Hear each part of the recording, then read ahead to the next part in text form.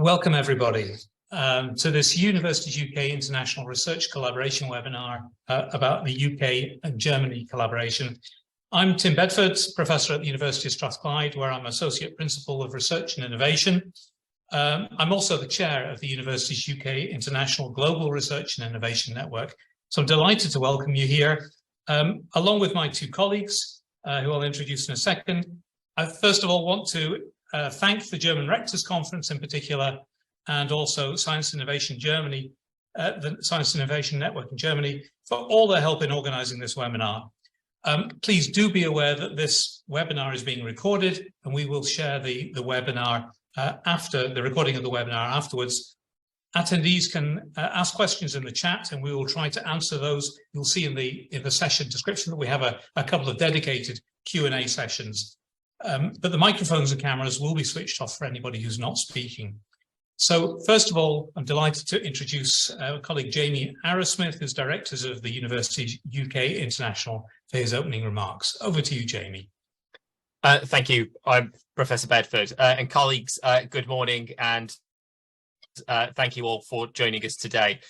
My name is Jamie Arrowsmith, and as Director of Universities UK International, I'm delighted to welcome you here for the UK-Germany Research Collaboration webinar.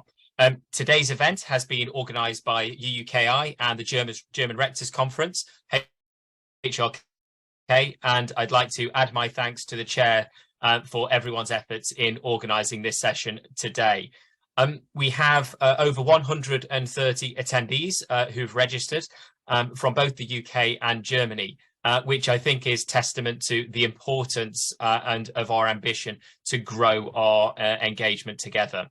As an organisation, Universities UK International exists to support all of our members and universities to develop and deliver their own international strategies. Strengthening the UK's links in research and innovation with leading global research systems is a key objective of both our researchers and our universities. And Germany has for so long been a vital strategic partner for UK higher education, science and research. And that tradition of collaboration between our two countries is extremely strong. Germany is the top collaborative partner of UK researchers in Europe, with more than 76,000 co-authored publications between 2018 and 2021. And in Horizon 2020, the UK and Germany had more than 20,000 collaborative links in projects that were worth more than 2.8 billion euros. And our links extend beyond research. Many thousands of students from Germany have chosen to study in the UK and have added huge value to our campuses, though we recognise that this has been made more challenging by Brexit. There are also transnational education links, with a host of UK universities offering programmes in Germany, and also many deep strategic alliances between institutions, such as the partnerships between Goethe Universität Frankfurt and the University of Birmingham, the Universität Konstanz and the University of Essex, and Leuphana Universität Lüneburg and the University of Glasgow. And my organisation meets very regularly with our peers in the HRK, where we have a long-standing and fruitful dialogue, exchanging views and experiences on everything from the impact of COVID on our domestic systems to issues of national security and risk associated with international collaboration. Now, in the UK, our government has recently created a new department, the Department for Science, Innovation and Technology. There is a new strategic framework for science and technology, and today has seen the launch of a new international technology framework. An investment in research and innovation is seen as a key priority, and international engagement, collaboration and exchange is central to our collective ambitions. And we know that this is an ambition that's shared by the government and institutions in Germany as well, where many organisations provide scholarships and funding opportunities for international researchers and academics. In the current climate, with the profound political changes that have altered the relationship between the UK, the EU and other member states, there is a need to reconsider and rethink our bilateral relationships. But there is, I hope, the possibility of a transformation in the way that the UK research and innovation sector and our universities is able to collaborate with global partners. And to do this, it's imperative that we nurture strong links with trusted international counterparts and we know that UK universities have a desire to build on their established collaborations with their German partners across all disciplines. Our existing links, built on shared values and a shared commitment to collaboration and to producing excellent research that garners real-world impact, provides us with an excellent foundation. I'm sure there is much that we can learn from one another, and I hope that through this event, we better understand the platforms available from funders both in the UK and in Germany to strengthen existing partnerships and to create new ones. So thank you to everyone for joining us today, to all of our speakers, and to my colleagues at the HRK and UUKi International for bringing us together for what I'm sure will be a vibrant, informative and inspiring session. Thank you, and I hope you will enjoy the day. Thank you, Jamie. And let me pass now over to Jens-Peter Gaul, the Secretary General of the German Rectors Conference. Thank you very much, Tim. Thank you very much, Jamie. Hello from my side also. Good morning to everyone. My name is Jens-Peter Gaul, and I'm the Secretary General of the German Rectors Conference. Also, let me allow to express my gratitude to our colleagues from Universities UK. UUK has undoubtedly been a very close and reliable partner of HRK in the last years, and we are truly pleased and will indeed seek to maintain this open and constructive dialogue on both the strategic and operative level in the future. In the past months and years, a series of joint events have been put into place, most recently virtually. These joint activities, which have always been met with great interest in the higher education sector of both our countries. And it is in that very context that I would like to remind you of the webinar on the management of existing strategic partnerships between UK and German universities in November 2021, as well as the webinar on climate action and international strategies in November last year, which was jointly organized and held by the UUK and HRK. With regards to today's webinar, once again, it is the numerous strategic partnerships between German and UK universities that play a significant part. We now count a total of 13 strategic alliances between German and British universities, and the number continues to grow, which is a very good thing.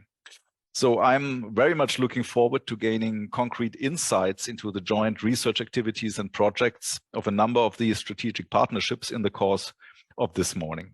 I think we can already positively state that it is precisely these bilaterally institutionalized collaborations that contribute quite significantly to excellent joint research achievement.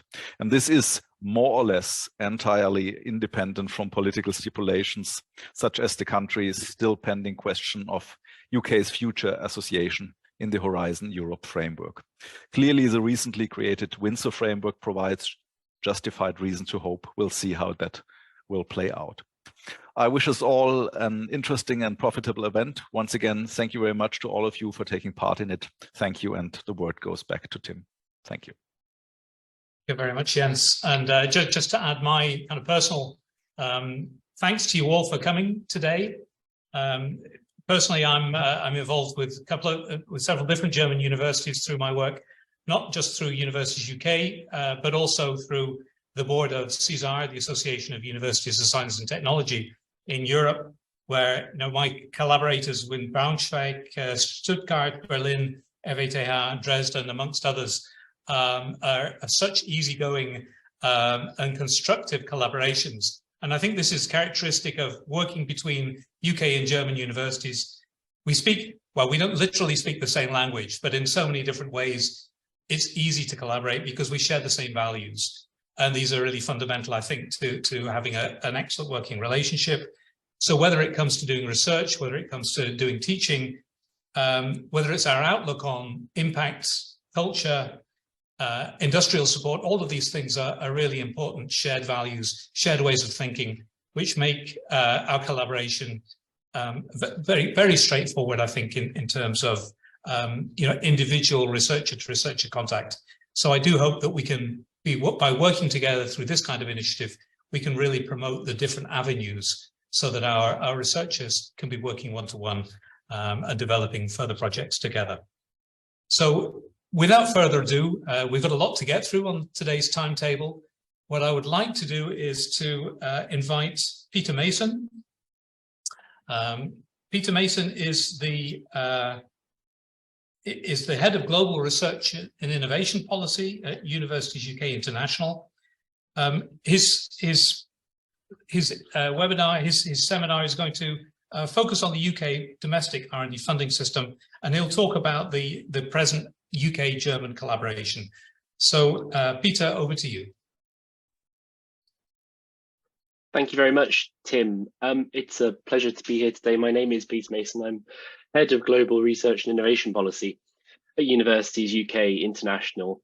And my role is basically to work to enhance the scale and impact of global collaboration and create opportunities for our members, UK universities, to collaborate more widely at a global level. It's a pleasure to be here today. This is the latest in a series of virtual bilateral events that we've put on over the last couple of years with global collaboration partners, and our first with a European partner system. I would just at the start like to recognise the particular support of UK research funding agencies, Research England, Scottish Funding Council, the Higher Education Funding Council for Wales, and the Department for the Economy in Northern Ireland for their support in delivering these webinars. As to add to Jamie and Jens Peter's comments, it's a delight to be working with the UUKi in particular on this event, with whom we've worked with very closely over many years. And we're particularly grateful to them for their support in seeking to secure a positive outcome to the ongoing issue of the UK's participation in Horizon Europe. So my role today is, as Tim said, to give an overview of current trends in UK-German collaboration. So if I could have the first slide, please, thank you. I think it's very clear that we're building on strong foundations here, and that our two systems are not only highly compatible, but highly comparable in many ways. So the slide that I've got here just firstly is a snapshot of data from the Scopus database taken from SciVal for the 5 years up to 2022, just showing firstly, respectively, that the performance of our two systems. We are the two largest producers of publications in Europe in total. So you see there it's 1.4 million in those 5 years produced by UK authors and 1.18 by German authors. That's over a third, about 36% of total European kind of publication output during that time. So I think fair to say two kind of powerhouses of the European research landscape, very highly cited research as well. So you see there the field weighted citation impact for UK and German research, both on both counts significantly exceed the global average, and also highly collaborative systems. So both the UK and Germany, a majority of our research output is internationally co-authored. And clearly, when we work together, as we know across the board, when researchers work collaboratively across international boundaries, their impact is enhanced. So we saw 115,000 co-authored publications between UK and German co-authors during this time. We are each other's second most frequent co-author, both after the US. The field weighted citation impact of those 115,000 publications grows significantly to nearly triple the global average. And I think worth noting that's a very significant proportion of UK authors on both sides have collaborated with German, UK authors collaborating with German researchers and vice versa. This is not a small proportion of the research communities who are collaborating here. It's 17% on both sides who are collaborating with one another. If I could have the next slide, please. Just briefly, I thought it might be useful to provide a brief disciplinary breakdown of where the collaboration is happening. I think unsurprisingly, if you look at the relative strength, and it's important to note as well that both the UK and Germany are, their excellence is widely distributed across the system, and both have particular strengths in medical research. So you can see there the highest proportion of that co-authorship comes in medical research, followed by physics and astronomy, biochemistry and genetics, and then some planetary sciences. If we can have the next slide, please. Funding for collaboration is clearly critical to developing this strong partnership, from networking travel grants through to fellowships and funding for large-scale consortia. And we're going to hear more about the bilateral funding opportunities that exist for UK and German researchers from the speakers who are coming up after me. But I wanted to say a few words at the start about the importance over time of the EU framework programmes in enabling UK-German collaboration. Clearly, the EU framework programmes are unmatched in their scale and breadth as a mechanism for facilitating European and indeed global collaboration, and they have been highly valued by the UK research community over many years, and they've done a fantastic job in particular of facilitating UK-German research, as I said. So Germany was the #1 partner country for the UK in Horizon 2020, so the previous programme between 2014 and 2020. That included over 20,000 collaborative links through those Horizon funded projects.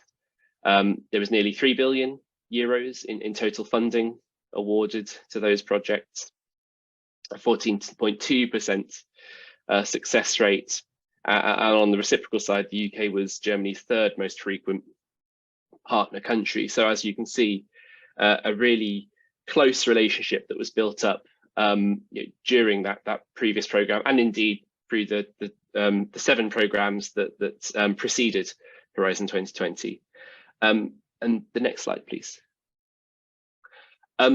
Unfortunately, as you'll all be aware, clearly the UK's status in the new Horizon programme, Horizon Europe, which started in 2021, is uncertain. And although there is an agreement in principle for the UK to become an associated country in Horizon Europe, and indeed to participate in the Euratom research and training programme and Copernicus, as yet we're still waiting for this relationship to be confirmed. We are obviously hopeful following the developments around the Northern Ireland Protocol and the Windsor Framework that were announced a few weeks ago. But as it stands at the moment, we're still waiting for that confirmation. And I think it's worth highlighting that has been damaging for UK participation in that programme. So the latest data shows that we've dropped by about half in terms of our total participation across Horizon 2020 compared with the current programme. I think this is clearly a result of the uncertainty that exists, and clearly this had an impact on UK-Germany collaboration as well as UK collaboration with other European systems.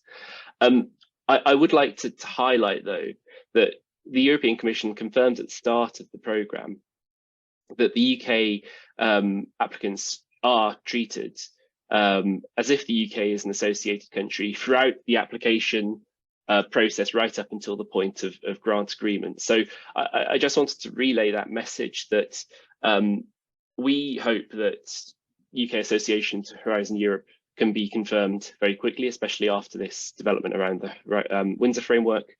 But even so, please do continue to build the UK and UK researchers into those collaborative funding bids, because our status is still that of a to be associated country, if you will, and to emphasise that the UKRI, the UK Research and Innovation financial guarantee for Horizon Europe, is active and is funding successful UK bids. So far, over £1 billion has been allocated to those successful verified bids since the start of the programme. And just a couple of weeks ago, that guarantee was extended to cover calls up until the end of June this year. So clearly, I think we're hopeful that through confirming our participation in Horizon Europe, Euratom and Copernicus, this will be a further boost to what is already a very strong collaborative partnership between UK and German researchers. That's everything from me. I would be happy to take questions, but I'm afraid I will have to leave just before the start of the next Q&A. So I'm happy to respond to any questions offline, and will ensure that my details are shared with everyone. But I'll hand back to you, Tim. Thank you very much, Peter. And so let me just then underline the point about the questions. As you will have seen in the chat, there is a message inviting you to put in questions into the chat if you have any questions for the speakers. As Peter has just said, he's unfortunately has to go, so he won't be available to answer questions at the Q&A, but you'll see from the agenda that we do have Q&A sessions within the agenda. We've got a couple of those, so please do put your questions in and we'll be able to pick them out. Don't worry if you think you're asking something similar to what somebody else has asked, but with a slightly different twist. We'll be here, myself and Jens, in order to make sure that we get all of those questions over to the speakers and have a good dialogue. So let's move on then, and I'm pleased to welcome then Paul Wiley, who's the Joint Head of International Partnerships at universities, at the UK Research and Innovation Organisation, which is the major funder that we have in the UK for research. So over to you, Paul. Many thanks, Tim, and thank you very much to the organisers for inviting me to come and speak to you today about UKRI and the opportunities that are available for UK-Germany collaboration. I'll build a bit on what Peter has said about the UK landscape and the UK's role in UK-Germany collaboration. I'm going to quickly run through a little bit about UKRI in general.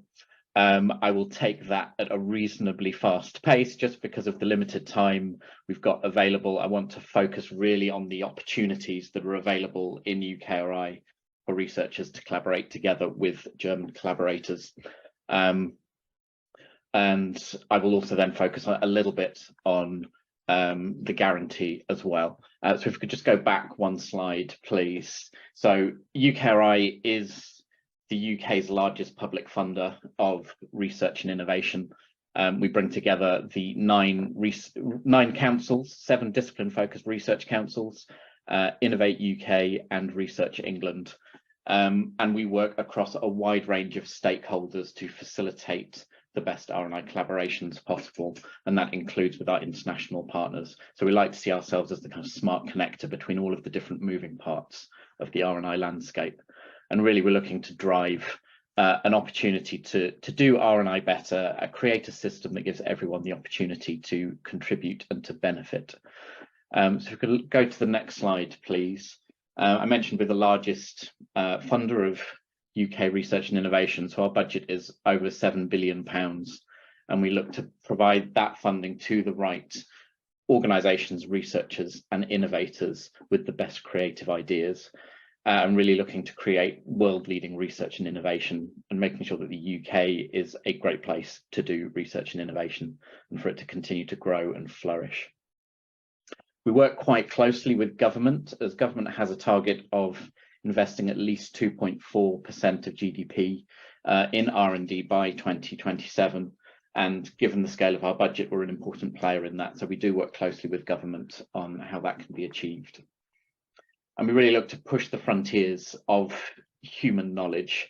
And we do that not only through the funding of research and innovation, but we're also a research performer as well. So we have a number of research institutions, world-class laboratories and facilities, as well as research units across the UK and internationally. And throughout all of that, we're looking to deliver economic, social and cultural impact. Move to the next slide, please. I'll just very briefly speak about the UK strategy, the UKi strategy rather. Throughout this presentation, there are a lot of links to our website where you can get much more information about all of the things I'm going to talk about. So forgive me if I race through a few things, but you will get these slides with the links. So UKi is actually a reasonably new organisation, and last year we published our first 5-year strategy that really lays out how we're going to develop the landscape for UK research and innovation and move towards that spending target of 2.4% of GDP by 2027. We do this through the strategy itself, then there will be strategic delivery plans that are developed by each of the councils that I've mentioned. There's an international framework which speaks much more specifically about international collaboration, and a corporate plan for UKi. So the links are there. I won't go into too much detail, but for those who with a particular interest, when you get these slides, do use those links to go and look at the more detailed documents on this. If we move to the next slide, I'll pick up on a couple of key things from that. So there are our strategic objectives to provide the framework for how we're going to achieve our vision and realise our principles. And those are focused on these key areas. So people and careers, places, ideas, innovation, impacts, and supporting all of that, being a world-class organisation.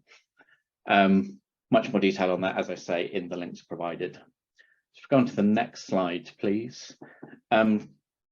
So just to very briefly touch on that. So we've got the 5-year strategy that was published, and we wanted to make sure that international is embedded across everything that UKi does.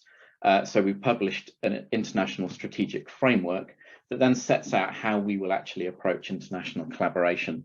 And that ties into each of the objectives that are within that UKi strategy. And it's delivered through the 4 principles of change that are outlined in the document. There's more detail there. I won't go through all of those. So if we could move on to the next slide, I will get into the more detail of what the opportunities are for UK-Germany collaboration and funding for that within UKi.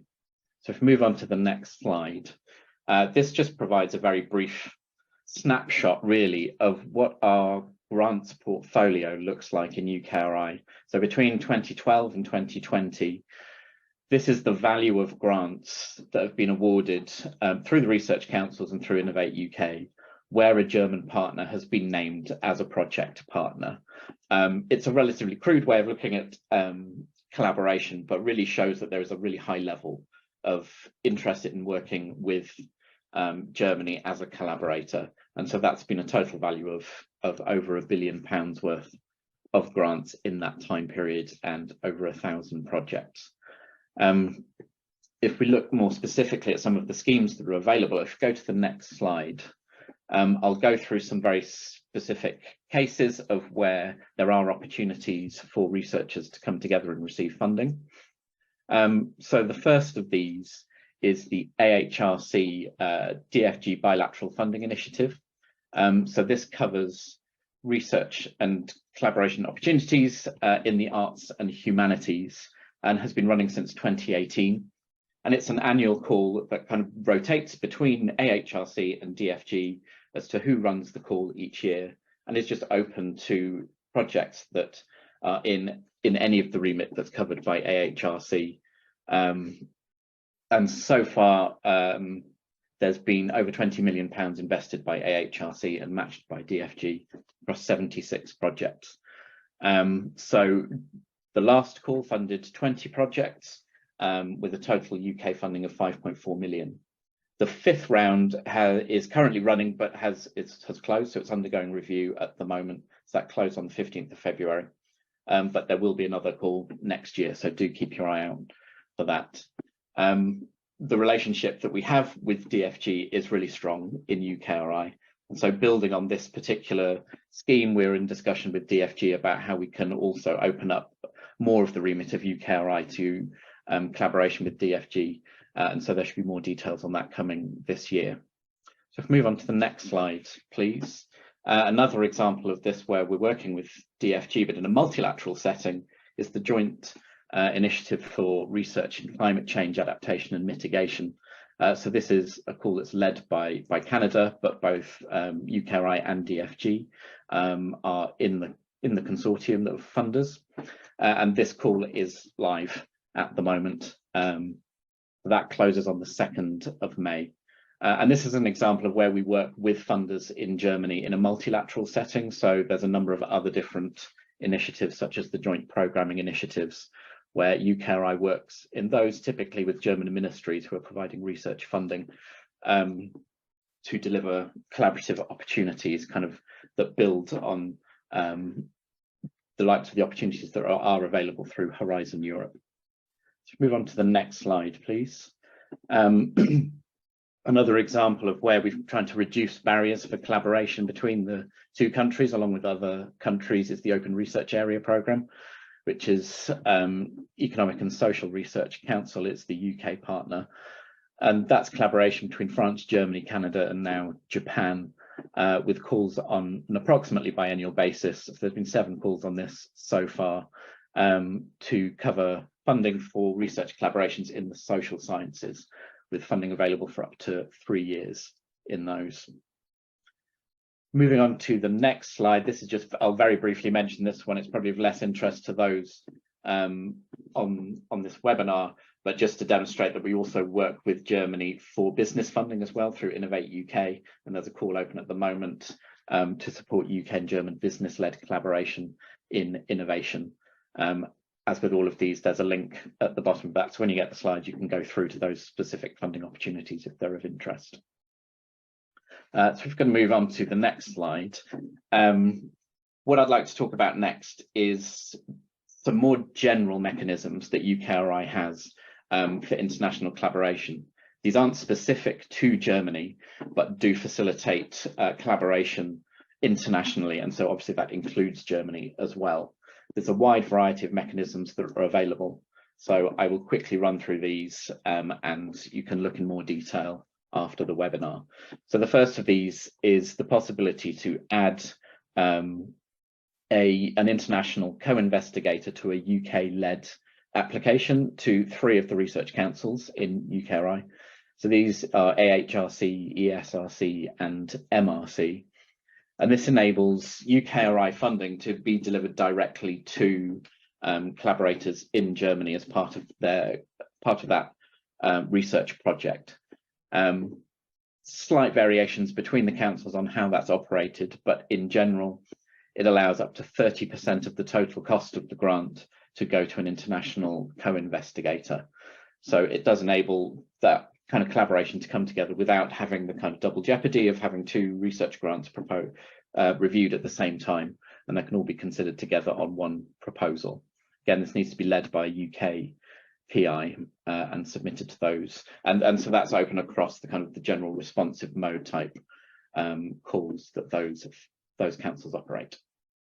To move on to the next slide, there's a number of different opportunities to enable partnership building. So these are smaller scale. So for example, BBSRC has international partnering awards, and there's one specific for European partnering, which can include Germany. And so this provides slightly smaller scale, I think up to 30,000 for the European Partnering Award, to build an international development onto an existing BBSRC grant. Natural Environment Research Council has a similar scheme, slightly larger, to build new international collaborations, and so those are available for up to £100,000 for 2 years duration. There is a call currently open for that, which does close quite soon on the 30th of March. So if you're interested in that, do take a closer look.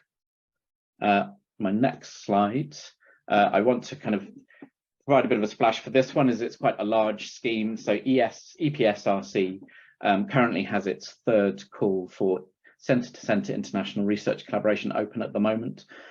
So again, this is for building on current funding from EPSRC in the UK to include an international element to their collaborations. And so there is funding available for up to 1.5 million. There needs to be a reasonably sized EPSRC portfolio, in order to be eligible for that in the first place.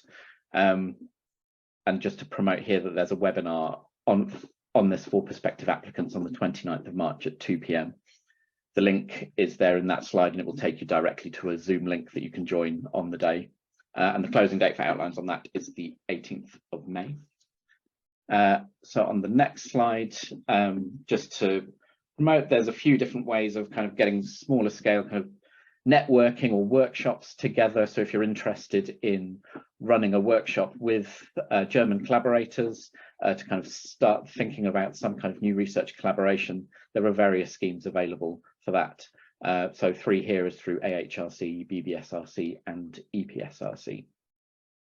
And on the next slide, please, there's similar things for travel. So kind of if there's small scale, just wanting to go over to Germany or have collaborators from Germany come and visit you in your labs or your research environment, there are a couple of schemes available there through BBSRC and EPSRC. On the next slide, please. So this is just to promote the fact that there's the funding finder.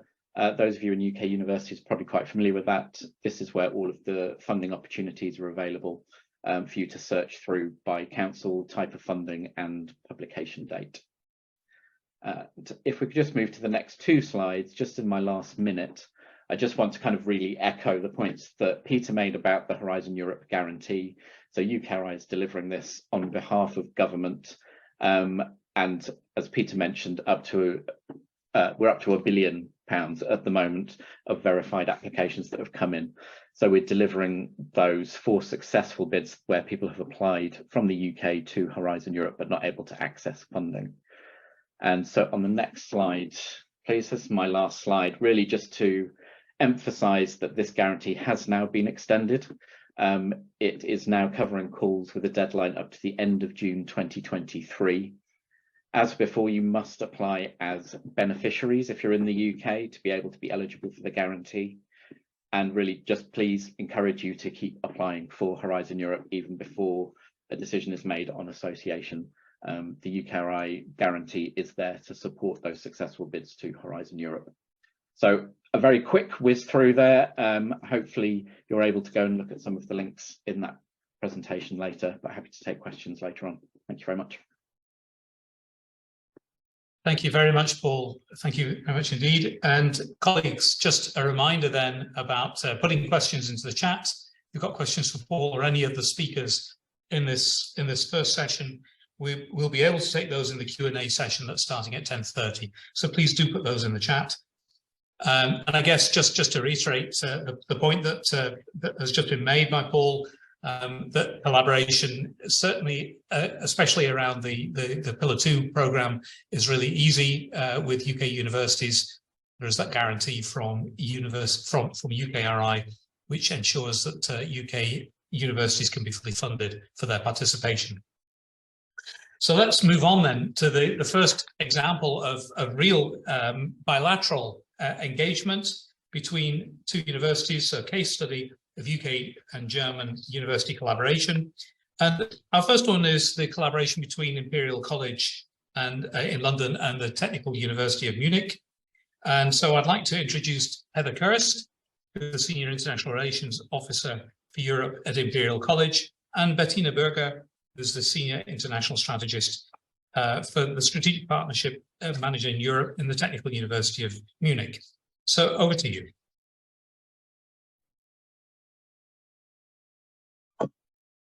So, thank you so much. Can you hear and see me? Yeah. I'll ask the same question for me, just checking. Can you hear me okay? We can hear you fine. Thank you. Excellent. Okay. Well, great. Thank you so much for the introduction, Professor Bedford. It's a great honor for us being here and obviously also being the first case study to present here.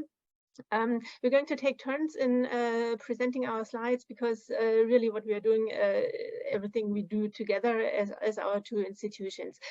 I'd like to start about explaining a little bit why we entered this strategic partnership, or how we call it the flagship partnership.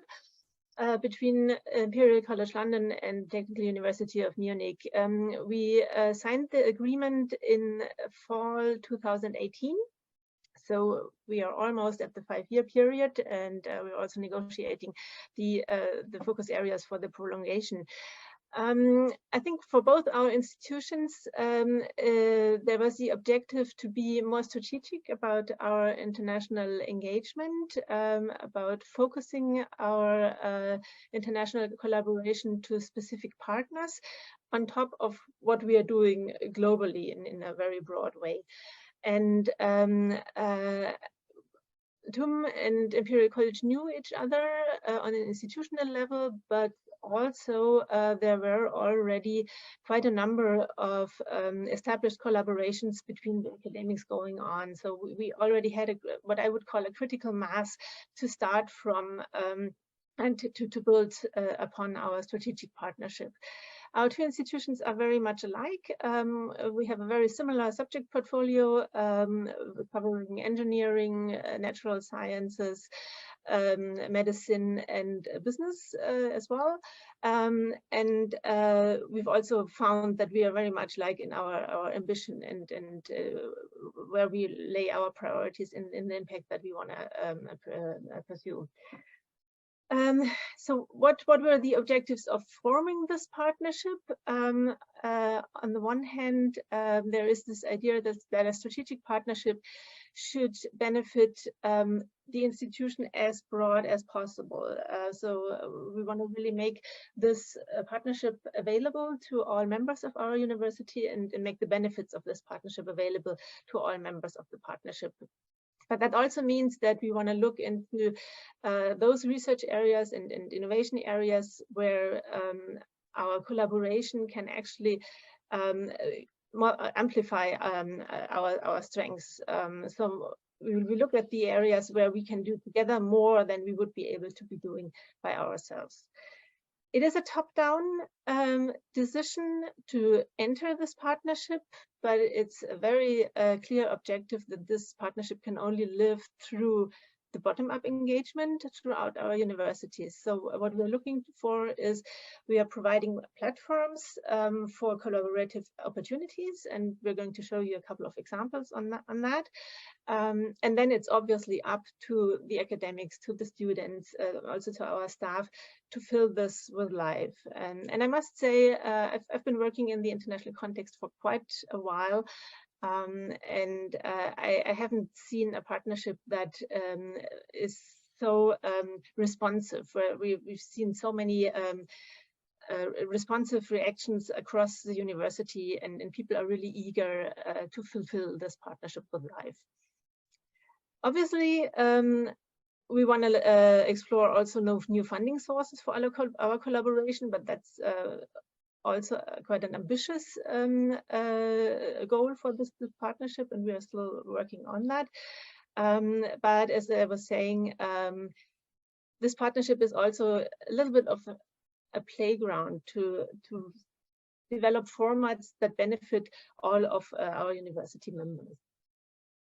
So that's kind of the rationale behind that partnership. And Heather, I would like to hand over to you to talk a little bit about what we've actually done so far.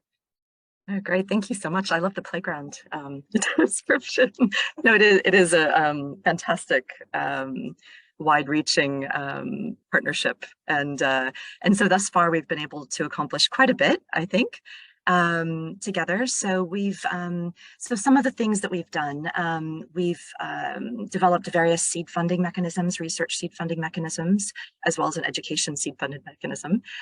So we've got over 60 research seed funds now that, and we've started to see sort of clusters of different areas coming together. We have a collaborative PhD program. So we've thus far launched 3 cohorts of, we're trying to do something similar to what the CDTs have, you know, so we have a theme every year, sort of like a mini one-year CDT, if you will, one cohort that starts. So we have a theme every year. We have 5 or 6 projects with a PhD student at each university, supervisor at each university, and they work together both collaboratively on that one project that's shared, but also as a cohort. And so that's been really successful. We've seen a huge boost in our co-publications, which is great. And then we're also thinking about things that we can do to support early career researchers and other pathways for research capacity. So we have a European Talent Academy, for example, that supports early career researchers that's now engaged a third partner, Politecnico di Milano. And then we're looking to do, or we have done it quite a bit in terms of education collaboration. And we focused initially on virtual collaboration. But now we're looking to grow that. So that just gives you a snapshot, and I think we're going to just present a few examples of these projects. So I think next slide, please, and I'll hand back to Bettina. Thank you. Just very shortly, looking at the time, we've included a little bit of information on some of our structured programs that we've developed jointly. And since the slides will be shared afterwards, you can have a closer look and find more information if you're interested in this.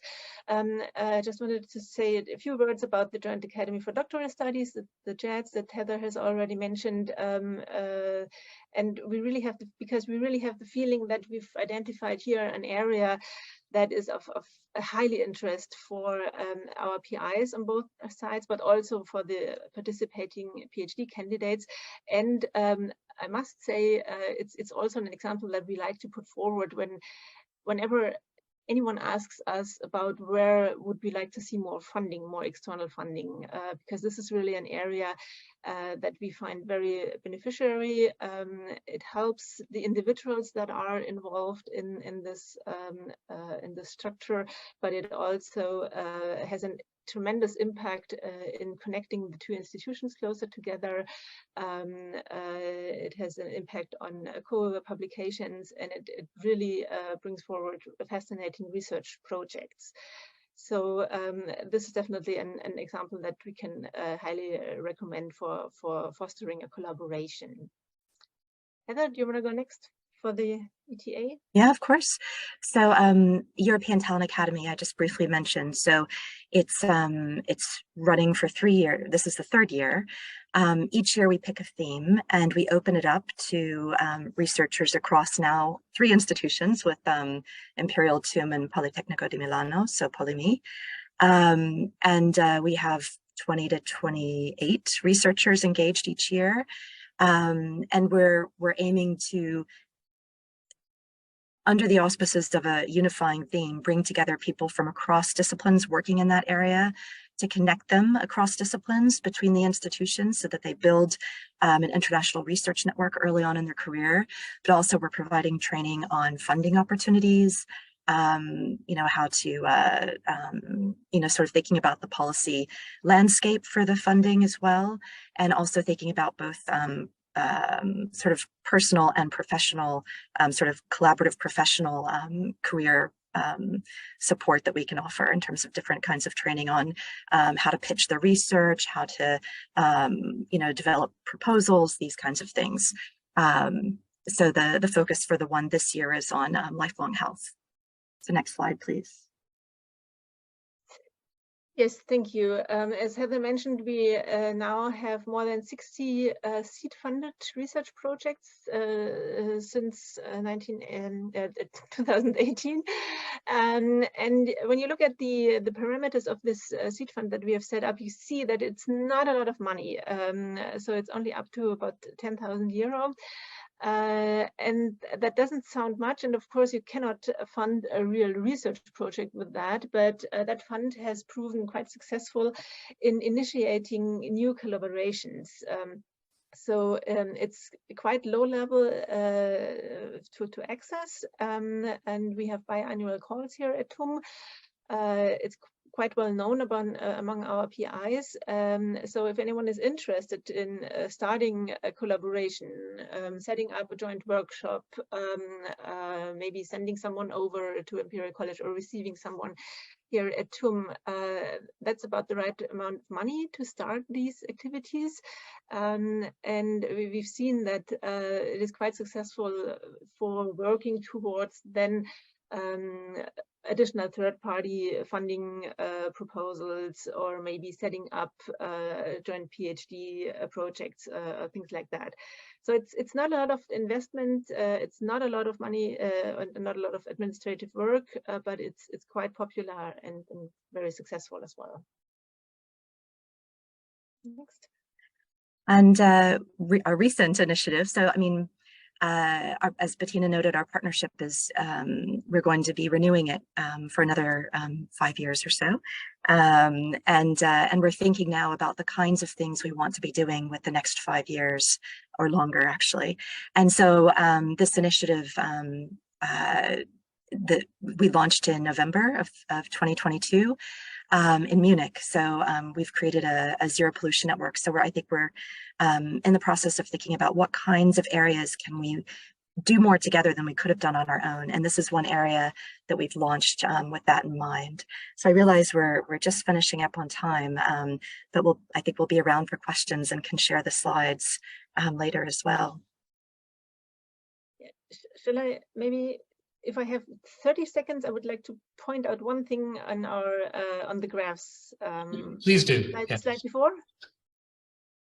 The slide before, maybe. Thank you so much. Because obviously we're doing an analysis of the results of our partnership, and what I really wanted to show to you is the development in the co-publications between Imperial and TUM. And on the right hand, you can obviously see that there is quite a significant increase. We had the little COVID-related bump in there, but now we can really see the effects on since the first cohort of the Joint Academy started, and also the effects of the seed-funded projects. And the other thing that we really wanted to point out is that when you look at the distribution across the subject areas, it is very evenly distributed. So you can actually see that the co-publications reflect that the research collaborations cover both of our institutions across the whole of the institutions. And that is very much the accomplishment that we wanted. That was the ambition with starting the partnership, and we are quite pleased in seeing that. And it's also, I think it proves that it was a good decision to enter this partnership. All right, thank you so much for your attention, and yeah, happy to answer any questions later on. Thank you, Bettina and Heather. Really excellent presentation, very interesting data as well at the end. I just wanted to remind you once again, there's a couple of questions in the chat, but please do continue to put questions in there. But before we get there, we've got another presentation, and that's from Matthew Ratcliffe, the Research Development Manager for Europe at the University of Nottingham. It's about Nottingham's relationship with Tübingen. So over to you, Matt. Thanks very much, Tim. I just should start off by saying I've had a few messages saying that I've got an unstable internet connection, so apologies if something goes wrong. And what I might do is switch off my camera in case that helps. So yes, next slide, please. I'll give you the background first of all. Clearly, Brexit is the context for us exploring how we can partner more with Germany, among other countries. Clearly, the framework programs allowed us to have lots of collaborations with European partners. And so we perhaps neglected bilateral partnerships with Europe over the years. You know, Nottingham considers itself very much a global-facing university. We have campuses in Malaysia and China, long-standing collaborations within the USA, in Australia, in South America. So yes, really having that, the rug pulled from under us in terms of access to Horizon Europe, and understandably we know that we can still access Horizon Europe, and we do, but it's this uncertainty that we've had now for nearly 7 years that has prompted us to explore this further. So just before COVID, Nottingham led the Russell Group Showcase at the British Embassy, and it was clear, as you see from the data from Paul, it's obvious that Germany should be a priority partner for the UK. So exploratory missions to Germany, lots of meetings with with U15 research partners across Germany. Many of the rectors welcomed us by saying it's about time, which I think is quite an important message to get across. But really, the next slide, please. The other thing, Germany was clearly a priority partner in that the funding profile seems similar in Germany in terms of not so much of a reliance on Horizon Europe, and that perhaps gives us a potential for further bilateral joint programming initiatives. So I think one of the things that we did, not to fast forward too quickly to the collaboration itself or the partnership itself, but I think as a university we had to try to find a way of analysing the engagement we have and the partnerships we have at an existing level. Clearly, there's going to be lots of bottom-up activity with academics partnering internationally because that's what they do. But I think where we're talking about whether we need to do institutional interventions, we need to have a good handle on what's happening already with partnerships. And so we're using this sort of 5-phase model. I'm keen to point out that we don't have to progress partnerships up the, and we have arrows on this diagram, but we don't necessarily have to progress partnerships. Sometimes it's appropriate that we're at phase 1 or phase 2, and we can stay there. But I think we need knowledge of this activity and where we are in order to decide where to focus. And it was part of this, and it was the broad-based but deep collaborations with Tübingen that's led us to focus on Tübingen as a phase 3, phase 4, and potentially phase 5 partner. So I should add that in the same way that there's nothing new under the sun, this 5-phase model was at least partially stolen from our colleagues at Tech University Monterrey, who are a U21 partner. So I should credit them, as I should also credit David Octoloni, because he's been the lead on the Tübingen partnership and he's just unable to present today. So I'm essentially presenting his slides. So yeah, what we need is provide this framework for growth and decide where we want to put valuable resource into extending and deepening partnerships, and we decided that Tübingen was a good opportunity for that. So next slide, please.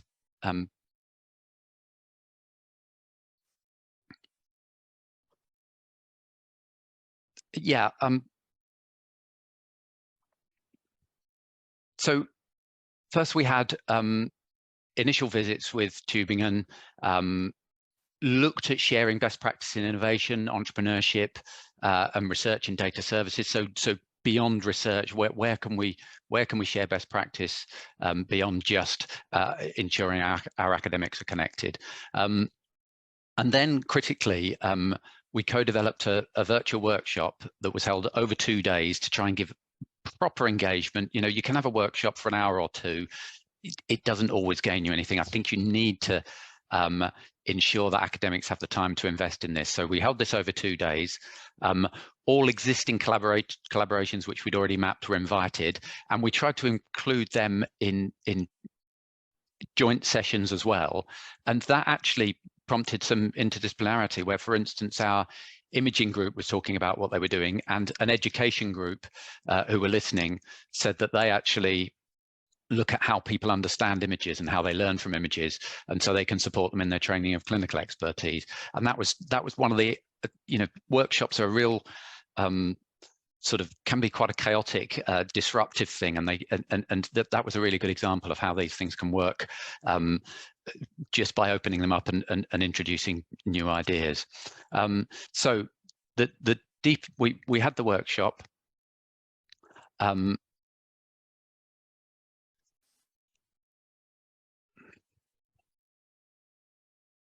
And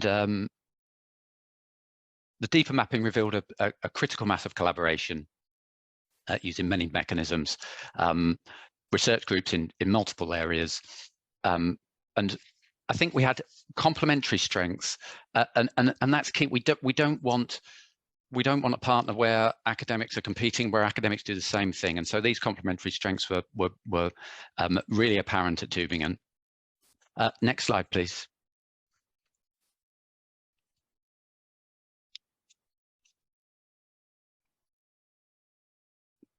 So institutional support.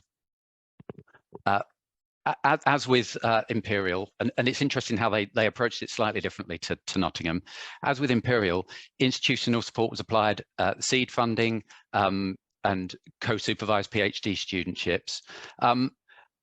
Our awards are up to 25k or 35k if we're extending them beyond Tübingen to Hoffenheim and Stuttgart. So we're funding fewer, but at a slightly higher level. These are open to all fields, but with priority themes based on groups that are already collaborating. So the themes are steering it a little bit. The core objectives are strengthening ties, developing joint applications for large external grants, and of course, excellent joint publications in peer-reviewed journals. Next slide, please. I think for that we received a dozen applications and funded 5 across different areas. We've got the next round is now in progress, and we've got we're going to be selecting on Monday, I believe. So outcomes. So we've been really pleased so far with the outcomes. We've got 4 co-supervised studentships funded in precision imaging, life sciences, psychology, and physics. 5 seed funding projects funded, math, physics, precision imaging, life sciences, and cultural studies, and co-author publications output has doubled, as you see from the graph, and is growing. I think you'll find the 2022 figure is incomplete, so I'm hoping we're going to see a continued trajectory. And what's especially noteworthy is that 5.5 field-rated citation impact is really more than we could have hoped for, I think. So we're really impressed with what's come out of this fairly limited focus on Tübingen and this partnership. We've also got external funding applications that are in the pipeline, including for a doctoral network. So next slide, please. And our leaders have signed a partnership which has allowed us to unlock further funding from DFG and elsewhere. Clearly, we've got Nottingham has recently been selected to host the UK's national 11.7 Tesla scanner facility, and we're going to be working with Tübingen's cluster of excellence in image-guided and functionality instructed tumour therapies. We've got that doctoral network bid that I mentioned, and an international doctoral training centre that's DFG UKRI funded. That's in the pipeline too. So lots happening, and we're really impressed with the outcomes that we've had.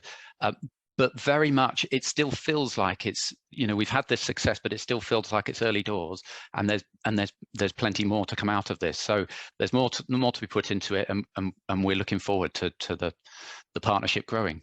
So yeah, I think next slide. I think that's me done, and I'm very happy to answer any questions about it. So thank you very much. Thank you very much indeed to Matt. Really interesting presentation there again. So, colleagues, we've now got an opportunity for Q&A. Many of you put questions into the chat box, for which many thanks. I'm going to invite all the other speakers just to come on camera, because we'll be coming back to you. There were, of course, understandably, a number there that were for Paul Wiley, and maybe we could just kick off, Paul, with questions that seem to be aimed more at you. I'll give the other colleagues a chance to respond to those as well. I think in particular there was a point about research collaboration going beyond the research universities. On this call, I guess I know we've got a number of research universities from both countries. In Germany, I guess that you have, for example, the University of Applied Sciences, who are in a slightly different category in terms of their funding. But of course, in both countries, we then have other sorts of research institutions beyond universities. So there's a question about to what extent are when you're looking at these joint programs between the countries, developing joint opportunities, to what extent is it restricted to a narrower group, or does it also apply to wider groups within the research ecosystem in both countries? Yeah, sure. So from the UKRI perspective, the vast majority of our calls are open to not only universities but research institutions in the UK. As you say, we don't really have that same split of kind of applied universities versus basic research universities in the UK, although there's a few pockets of that. But generally all of our calls would be open to any type of university as well as research institutions. When it comes to calls where we are co-funding something with a partner in Germany, the eligibility will be very much dependent on who that German partner is. And so we don't tend to interfere in that side of things because they will have their own funding rules as to where the German funding could go to. But from the UKRI point of view, it's generally open to any higher education institution or research institute in the UK. That's great, thank you very much. And then there was also a specific question around the international co-investigator programs. And did you have any information around the success rates? I don't have the information on the success rates.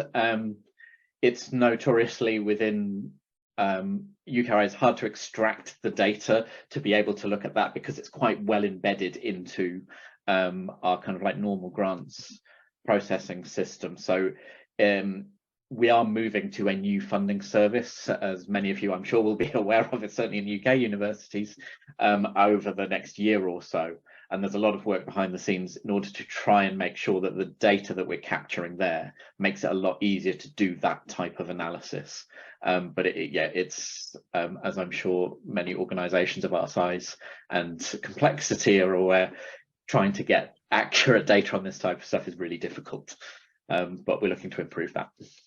Yeah, and it's probably worth just mentioning then for all of our German colleagues on the call that because UKRI has brought together all these different research councils, and of course they had very different sorts of funding rules, and so there's a general move towards aligning those, but of course it will take time. So that's why at the moment there's only 2 of the research councils involved in those international COI. It's not that the other ones don't want to do it, but in some cases it would kind of quite seriously change the balance of their portfolio. So I guess, you know, from my own university's perspective, we keep on asking when EPSSC is going to be on that list, and colleagues from EPSSC keep on explaining why at the moment they're moving towards it, but have not achieved it yet. Yeah, absolutely. I mean, as you say, we've come from being 9 separate organisations to being one, and it's a very long journey to becoming a single organisation with single funding rules across everything, but progress is definitely being made. Thank you very much. I wanted to open it up because there was a very good and challenging question about the difference between PhD fees across, you know, between Germany and the UK. And I just wondered what our university colleagues and the people who are obviously collaborating very successfully, how do you manage that within your collaborations? Shall I chip in?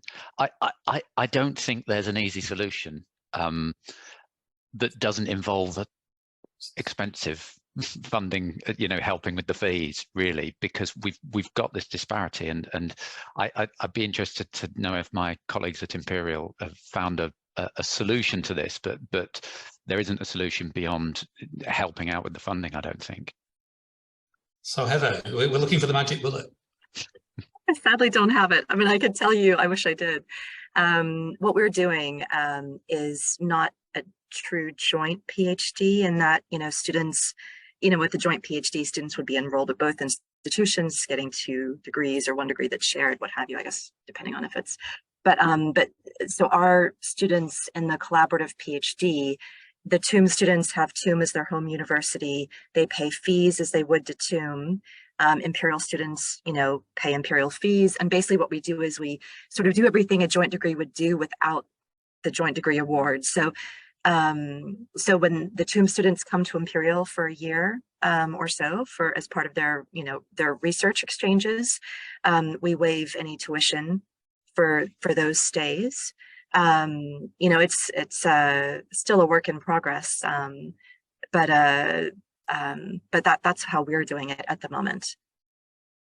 Yeah, thank you very much. I mean, I think maybe what we could do is we could ask colleagues who are on the call, if you've got experience of this and you've got other sorts of solutions or ideas about how to deal with it, we'd be really interested to see suggestions put into the chat, and we can pick those up at the next Q&A session or at the end of the event. Now, there were a couple of other questions, but there's one particular on thematics, and I think we'll come back to that one later as well. But we did want to give you all the opportunity for a short break. We're going to be restarting this event at 1/4 to the hour. So that's 10:45 in the UK or 11:45 in Germany. And so let's take that short break so you've all got a chance to refill your cups of tea or coffee, and we'll see you back in 5 minutes. Thank you. So colleagues, welcome back. I hope you've managed to get back from your break, and we're going to restart the program. I'm delighted to welcome Olaf Krantz, the head of SIN Germany, Switzerland and Austria, based in Berlin, I believe, who'll be talking about, well, as you can see, the overview of the domestic R&D system. Over to you, Olaf. Yeah, thank you very much, and hello, everyone. And sorry that my real name does not appear here. It's Anya, which is my wife. I'm just using our private laptop, so sorry for that. Yes, I would like to give a kind of a flavor and overview to the German R&D system, mainly the actors, and then also a little bit on funding. And please bear with me if it is not a complete overview. It is a quite complex system, and I also stepped in on a quite short notice. Just a few words about myself. Thanks for the intro. Yes, I had the Science and Innovation Network team for Germany, Switzerland, Austria. I am based in Berlin, that's true. Maybe I should also say, for those who don't know us, the UK's Science and Innovation Network is primarily working on foster and facilitate bilateral collaboration. I should also say multilateral collaboration on science and innovation with the UK. We try to do that by, in very short, bring the right people together at the right time with the right topic. Yes, that's in a nutshell what we do. So next slide, please. Yes, thank you very much. I already said the science system is quite complex. This is just one attempt. I have stolen that somewhere, but to structure the whole community a little bit. We do have on the one hand the brown box over there, which says political commission and cooperation. Mainly the overall large research infrastructures, and then federal research institutions and Länder, so the state-owned research institutions. I will come to all that in more detail later. We do have on the right-hand side in blue, then the public research side, which divides into two blocks, let's say, the universities side, with their umbrella organizations in Germany, HRK, you know very well, U15, TU9, and then the non-university research organizations. I will come to that in more detail later. So it's mainly the big four, the Helmholtz Association, Fraunhofer Society, Leibniz Association, and the Max Planck Society. And then we should not forget there is industrial research going on, and quite some, as I will explain later. So all the research that is done also fostered at the industrial side. And the middle block, should not underestimate that we do have the academies. Yeah, next slide, please. What I didn't mention was on the other slide, which is here shown on the top right, the European Commission. So the European funding is, of course, quite an important foundation for all the funding in research in Germany. This is just another way of describing it, and I choose that one because very important. In this slide, there are the main funders also mentioned, not only the government side, which divides into federal government and the government of all the 16 states in Germany, but also the German Research Foundation, of course. We will hear, I think, a presentation later. And then the foundations, I did not mention in the slide before. So this is just another way to shine a little bit more light into the complex system. The other things I think I have mentioned already. Next slide, please. Talking about the big four non-university research organizations, just some figures, just to get an impression for those who don't know that. They are, with respect to their institute staff and budget, quite large, and that also means they are quite influential when it comes to setting the agenda. Starting with Max Planck, you see that I don't want to go into all the detail, but with 86 institutes and 24,000 staff, it is quite a large organization. The budget is about 2 billion euros. Compared to Fraunhofer, which is, with respect to staff, even a little bit larger, also with respect to the budget. I will also explain later why we do have these four non-university research organizations in Germany. You see Leibniz, also a similar size, let's say, as Max Planck, and Helmholtz, probably from the figures, the largest one. They do not have institutes in the sense of the other three. They do have centers, quite large ones, which are then further subdivided into institutes, of course, with more than 40,000 staff and a budget of 6 billion. I will explain in the next slide, please, why that's the case. This should somehow structure the whole community a little bit into, on the one hand, public funding versus industrial funding and basic research versus applied research. As you see, that's quite obvious. Universities mainly funded by public money. Same is true for the former mentioned federal institutes or state institutes. It's also true for the academies and larger research infrastructures, more the international ones.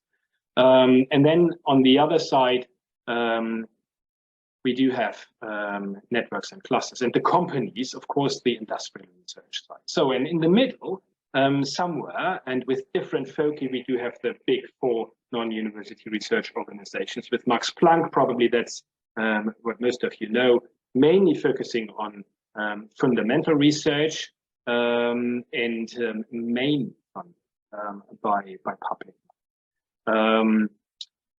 Helmholtz, we saw, is one of the, or is the largest non-university research organizations of these four.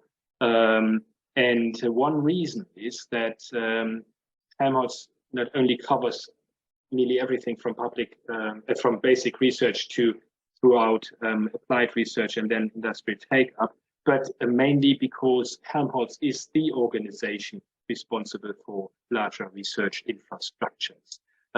Like satellites, accelerators, research vessels. That's mainly, not exclusively, but done by Helmholtz. Fraunhofer Society, at the other end, with 70% of industrial funding, focuses much more on applied research than the others do, but also covers quite a variety of focused topics, mainly on engineering, and then bridging more through technology transfer to the industrial side. And Leibniz is, in that sense, a quite interesting organization amongst these four, since Leibniz also covers basic research to applied research and also focuses on some of the natural sciences, but also very much on social sciences and humanities, and is also responsible for the research museums in Germany. So next slide, please. That only should show how the federal government and the state government share the costs of the organizations like DFG. Probably come to that later with another presentation, and then you see the big four non-university research organizations, but also the foundations and academies, or not academies in that case. I don't want to go through the details. It's just interesting how federal government and state government share the investments into research. Yes, thank you. So the research funding, just some figures. Germany invests about 3.15% of its GDP into R&D. And I mentioned already that 70%, around 70% comes from industry. So leaving 30% public funding, which is quite a number. Public funding is framed by the excellence strategy, the internationalization strategy, the new future strategy for research and innovation, just published a month ago. And then we can somehow separate the public funding between institutional funding, so mainly all the funding for non-university research, the universities and DFG. Then into the more short to midterm project funding, which includes also funding for companies who are doing research. Then the departmental research, which is in Germany, again, another element that puts more complexity into that complex system. So most of the ministries have their own budget for research in their area. Then D, we do have some R&D tax incentives in Germany that should stimulate and foster, especially research within SMEs.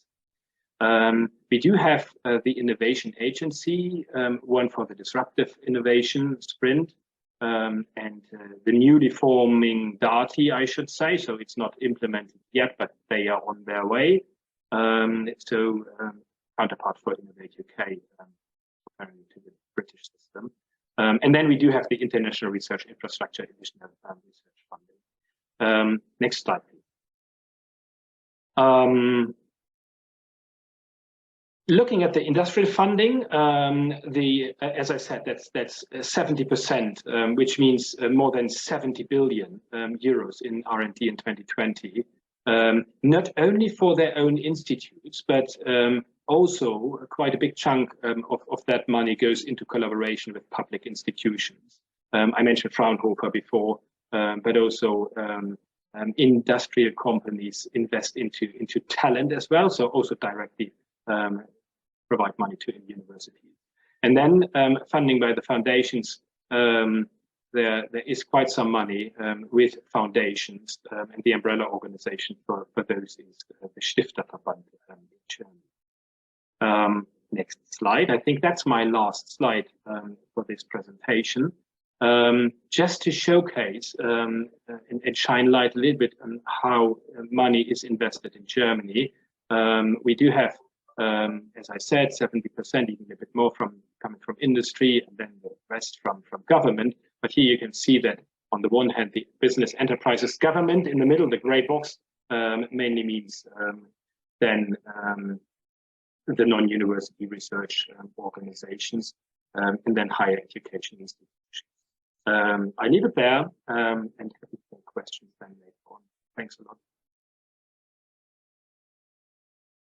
Thank you very much, Olaf. And once again, can I just remind everybody, we will have a Q&A session at the end of this, the end of the presentations here.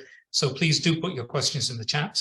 But meanwhile, a warm welcome to Dorothea Fendel, who's speaking then from the International Office of DFG, who's going to give us an overview, as you see, of the opportunities for funding. Over to you, Dorothea.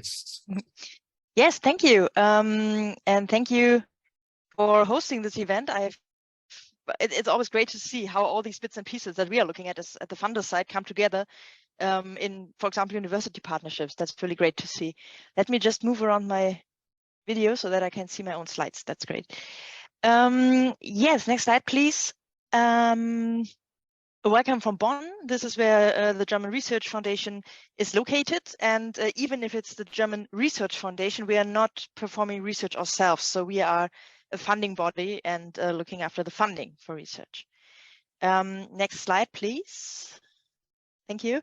I'm very grateful to you, Olaf, that you already picked apart this whole thing about how money for research and development in Germany is distributed and spent, and the numbers here might vary a little bit from what you just presented. It's awful work to bring them together and to have them together, but I think you will see that the dimensions are quite the same. We are talking about 100 billion euro for research and development, 70 of that in the private sector, which is not the topic of today, but we would like to look into how these the funding that's in the higher education institutions and in these non-university research institutes is available for research and for funding projects. We can move on, please, and we can move on to the last of these 3 slides. Thank you. I tried to do the same what Olaf just did, but yeah, I need a picture for that. So we invented this apple tree. And just a short recap here, we see the apples at the top of the tree. This is what comes out of good research and good development, something that every society, every country needs. And this is funded by the federal government and the federal states in Germany, either by a top-down funding, so setting topics, or having institutional funding for the big 4, as you see here, and the universities who are doing the research. And those institutions are ordered to go from bottom to top, from basic research, curiosity-driven research, up to a more applied approach and projects. And then you see this little blue water can at the side. This would be the 30 billion euro that go into bottom up, into, so to speak, free research money, and DFG is allocating about 10% of that, so 3 billion euro. That's our budget, but there are other agencies who are also looking to distribute this free research money. Let's move on, please. And this is one attempt to sort all these players, all these actors of this research system into a system that's easy to remember and easy to see.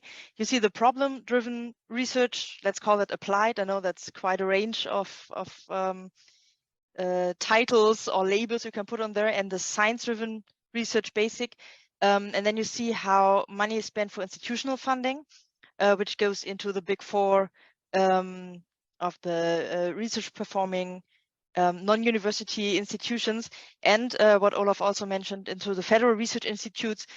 Those make sure that research that has to be done to just secure things like traffic, energy, health, and so on are really looked after. And then I would like to focus on this project funding idea, and there's also this division. There's also the problem-driven research approach. This is mainly covered by ministerial funding programs and EU funding programs, of course, which are giving a topic, a problem, and then set aside money and funding to resolve that. And then, of course, in the bottom right corner, you see the DFG and the already mentioned European Research Council. Let's have our fingers crossed how Horizon works out for the UK-German relations here. And then, of course, players like DAAD and Alexander von Humboldt Foundation, who are, together with DFG, the turning point or the turnpike for individual research funding. And could we please move on to the next slide? Yeah. And since we like to divide our task in Germany, we also have a division of task between these 3 agencies. We are acting as intermediates between the funding for research and the people, the universities, the researchers who are spending this money for their research. We have the Alexander von Humboldt Foundation first, which is focusing on people, so to say, who are looking for excellent minds and connecting them to Germany, or to connect German excellent minds to excellent minds somewhere in the world. And this is really a lifelong commitment. So once a Humboldt Fellow, always a Humboldt Fellow. You will be asked to contribute to the network, but you will also benefit from the network. I put in the link to the Humboldt Foundation because they have various programs from abroad, to apply for from abroad or from Germany, to become a Humboldt Fellow and to have a stay abroad or a stay in Germany and be part of this network that interconnects excellent research worldwide. And as the next player in this field, we do have the German Academic Exchange Service, DAAD, who's looking after mobility. And this means that they have the international thought or the international approach built into everything they do, because everything they do is centering about bringing people across borders, bringing people into Germany, have people from Germany stay abroad in the academic field, and also look a bit after the European connections, so they're acting as agency for a lot of European programs. Could we move to the next slide? Because I think this is what everybody already knows what the DAD is doing. These are the numbers from 2020, and just to give you an impression on how many people or many careers they influence with their programs. Since their funding, it said that about 1 billion people have been had a DAD grant and had the opportunity to see another country, another academic landscape. Now it seems we've lost the slides, at least on my side here. Not sure what happened. On mine too, I also don't see them. Okay, it's great to hear. So it's not me being kicked out of the meeting. No, you're still here. That's great. Maybe you just want to speak to your if you remember your last slides while we're trying to get. I'm looking up the next slide on my computer, which is a bit slow. What the next slide will be, once you see it, is an overview of that our colleagues from the DAD London office put together, and which could help with the questions about how to secure funding, especially for PhD students or for early career students, graduate students, which has been mentioned in the chat in some points. DAD is running an office for UK and Ireland in London, who are happy to take any questions about specific programs and deadlines and range of funding for PhD students or for postdocs or for anything that, there we are again, that helps to interconnect universities or either individual young researchers or students, or also in a university framework. And it looks like a lot, and they will gladly help you to get through this and find good opportunities for whatever you're planning within the German-UK relations. And when we move on from here, I'm coming to the German Research Foundation, so my home institution, so to say. We are a member organization, so we cover a very similar range of funding of activities as UKRI does, but we are not as close to ministry or to a state institution, or we are not looking after the topic-driven research funding that we already mentioned, because this would be in this top-down funding mechanisms.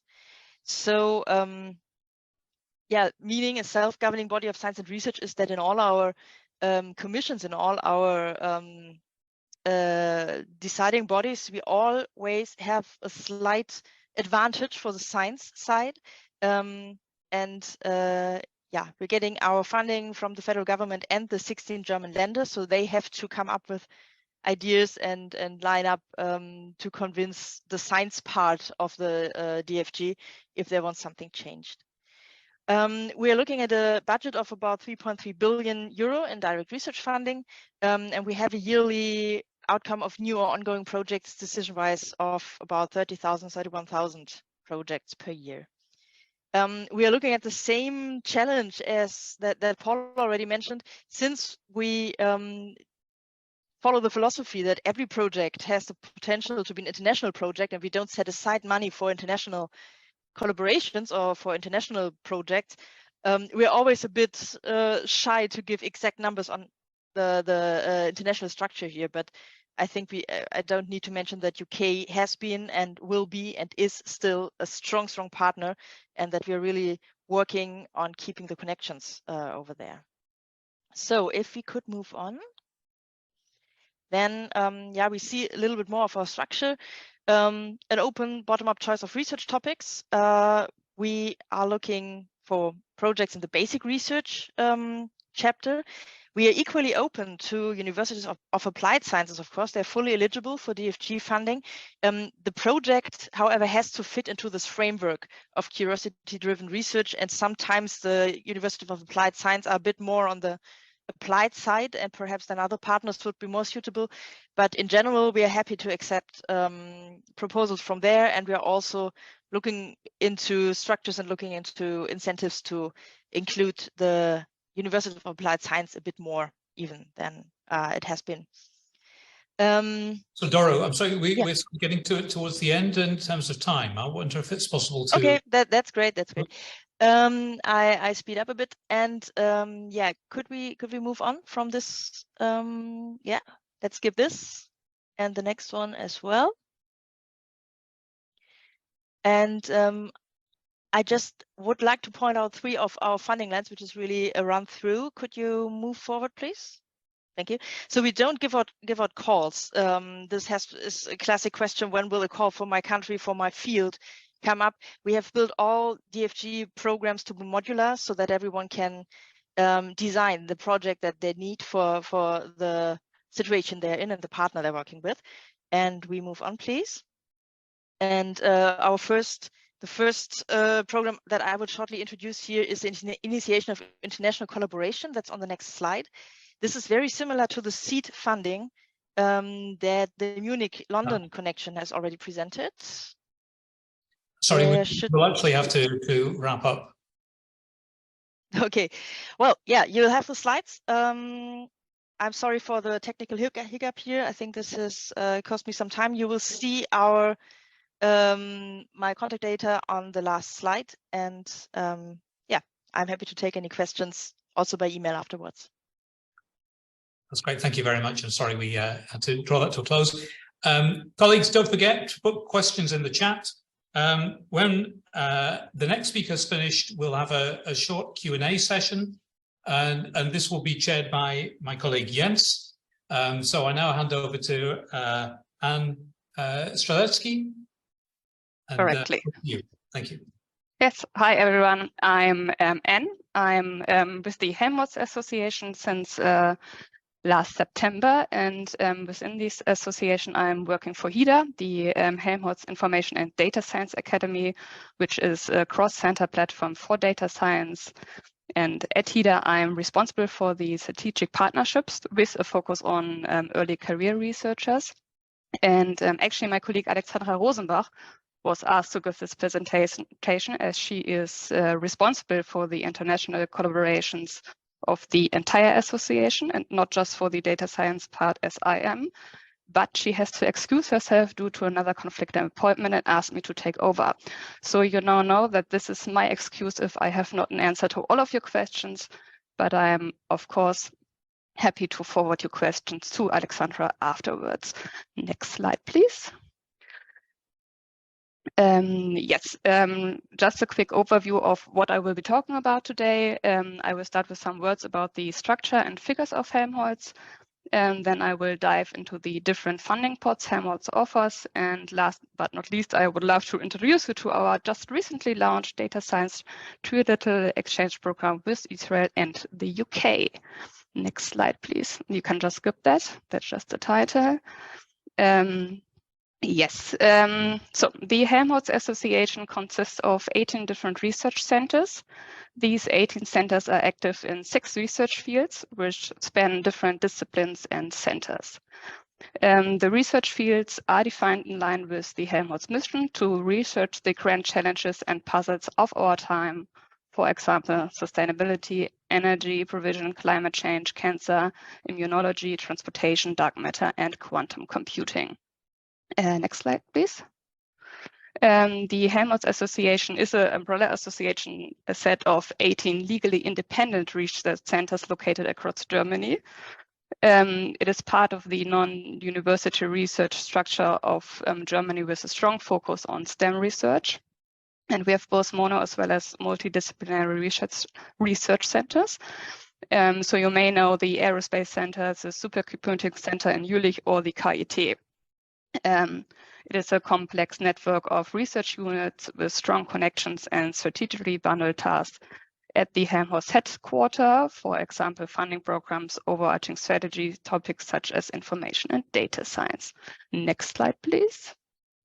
The Helmholtz Association is largely financed from public funds, of which 90% is financed by the federal government and 10% by the federal states. And with a budget of almost 6 billion and a total of 39,000 employees, it is actually one of the largest non-university research institutions in Germany. Yeah, next slide, please. Sorry, I'm kind of running through this, but I think we don't have a lot of time. So also quickly that you know where I'm coming from, part of Helmholtz is also, since a couple of years, the Helmholtz Incubator, which is a think tank for future-oriented research that brings together all experts from the Helmholtz Center to advance cutting-edge research in the field of data science and information. And one of these platforms you can also see HIDA, where I'm working for. So yes, the the incubator consists of 5 platforms with different focuses and a common goal to build and deliver new community-wide services in information and data science and strengthening cross-center competencies in this area. Yeah, next slide, please. Yes, just a quick overview about the Helmholtz International Strategy. So Helmholtz has 3 international offices in Brüssel, Beijing, and Tel Aviv. You may have also heard about it. We had one in Moscow as well, but due to reasons you all know, we had to close it. So only these 3 offices now remain. There are about 10,000 international scientists with us staying long-term or short-term at the centers. As well as many international projects with partners worldwide have been already conducted. And it's probably also interesting to know that we got different research infrastructures and large-scale facilities at home as well as abroad as international magnets, such as the FAIR, for example, or the Polarstern. The Helmholtz Association also has, of course, their focus countries of strategic interest. And as you can see, the UK is one of them. For the Helmholtz data science community, we have also established network of strong partners to which I would quickly like to introduce you, if we can see the next slide. Great. So I would like to give you a digression about the Friend of HIDA network, as it is one of a kind in the Helmholtz Association. It was launched in 2020, and it is for the data science schools Helmholtz has, as well as for the platforms and the 18 centers, adorn a facilitator and multiplier for cross-border and cross-sector collaborations in the field of data science and information. And therefore, HIDA has established this Friend of HIDA network. It brings together different strategic partners across borders and disciplines and supports the transfer of knowledge and methods in the field of information and data science. With that, HIDA supports the data science. It's okay. With that, HIDA supports the data science community of all Helmholtz research field in creating useful synergies with renowned data science institutes by building new connections and acting as a matchmaker. With the Friend of HIDA network, HIDA also helps to connect international data science talents with Helmholtz researchers and introduce them to these centers. And now we can go to the next one. Thank you.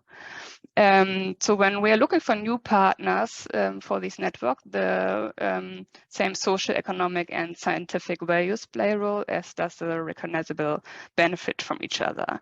To date, we have signed MOUs with 12 partners so far, including academic institutions, government agencies, companies that train data scientists, as well as country-specific data science network with a multiplier effect that bring together the top research institutes in each country.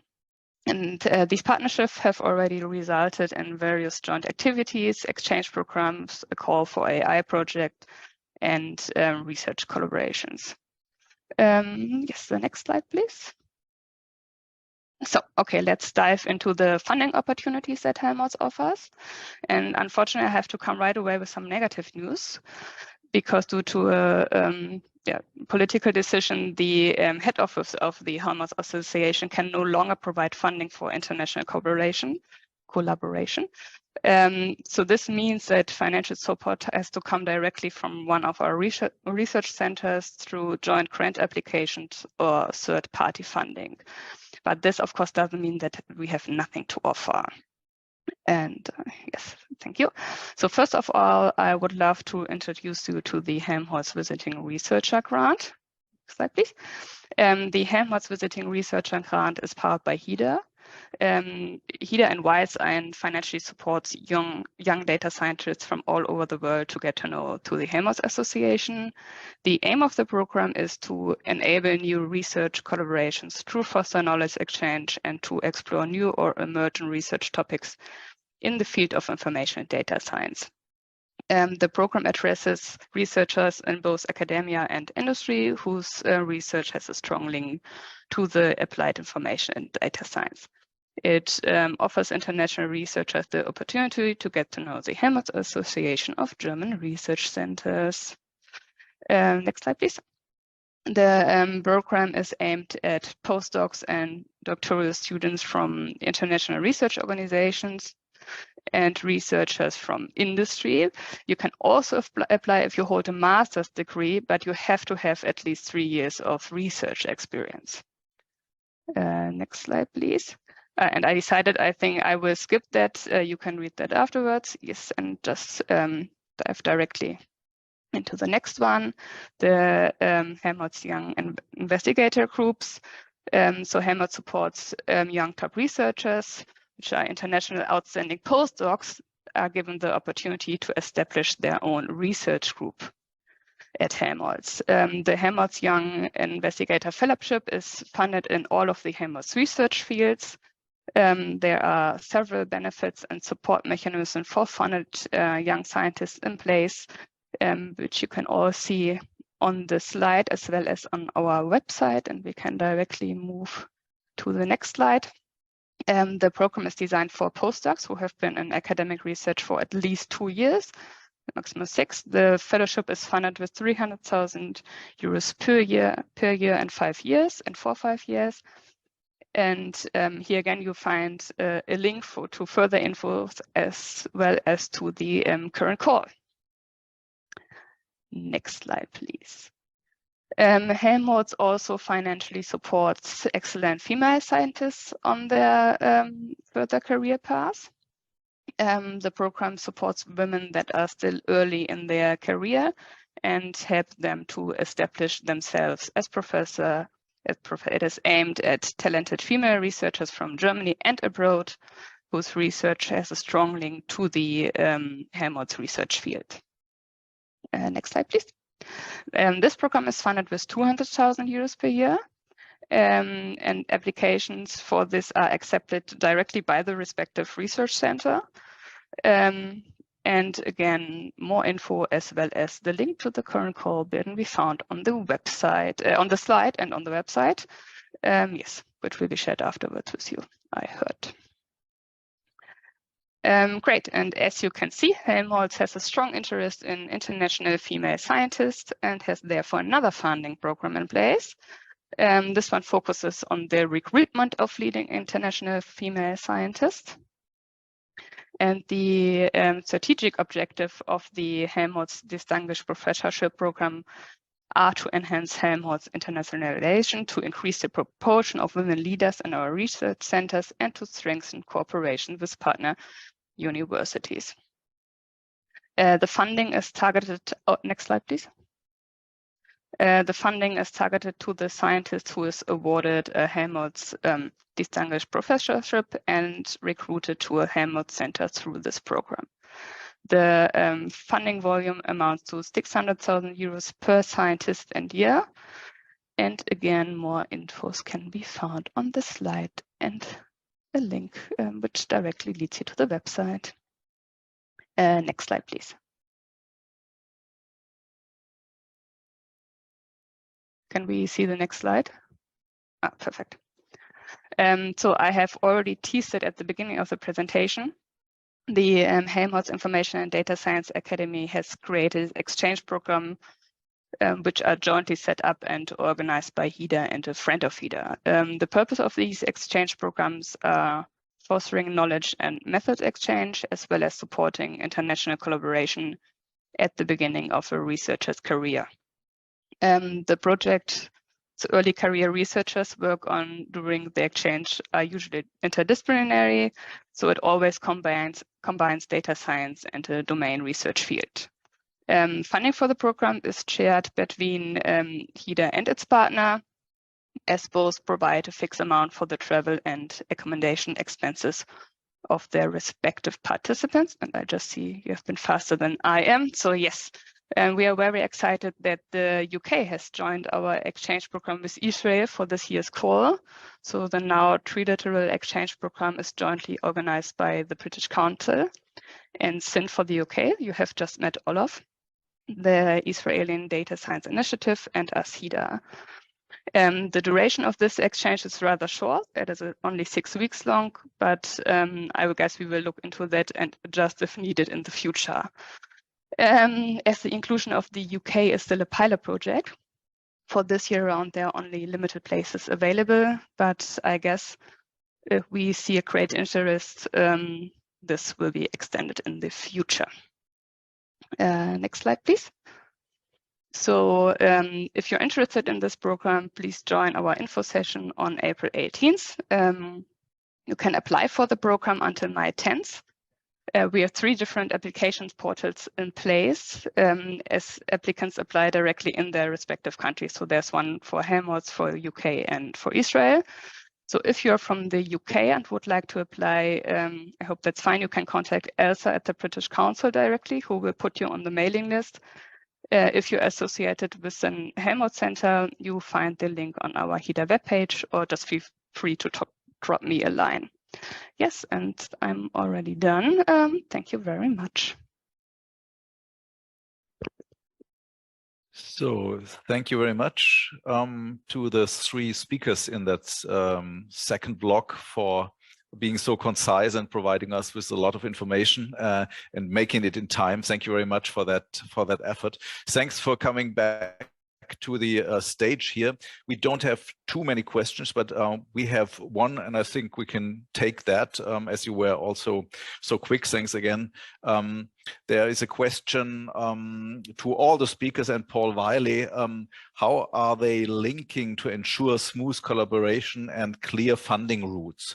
I mean, it's a quite general question. I don't know which of you would like to take it, but I'd like to ask our small panel here who can say something about that need or that urge to collaborate. Maybe Olaf, from your perspective, it would be interesting to see how the system works. You have the word. Yeah, thank you for that question, Paul. It is a good one, and of course we need to stress how important collaboration, maybe in particular between the UK and Germany, really is. And a crucial point, and Paul mentioned that, is having aligned funding programs. Maybe that's also something we all together should somehow work towards. That is also one of the outcomes we had in many discussions, that even if there are funding schemes in place, international ones, in addition to what I and also Doro outlined in the beginning, they need to be aligned. They need to focus on similar issues. They need to, timing-wise, also be aligned. Yeah, hopefully that at least answers a part of the question.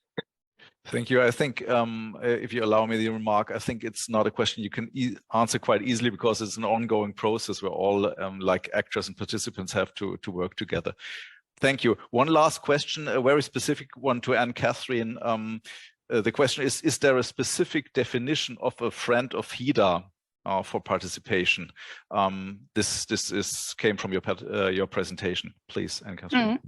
Yes, no, only what I shared, that we need to share like the commitment of training young data scientists and the same values. We kind of really like the networks with multiplier effects, because of course we point like, organize it centrally and then reach as many institutions and people as possible when we, for example, set up an exchange program.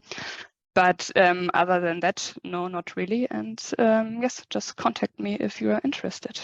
Yes, that's the perfect advice, I think. Thanks for your clarification, and the bilateral contact will clarify it further if necessary.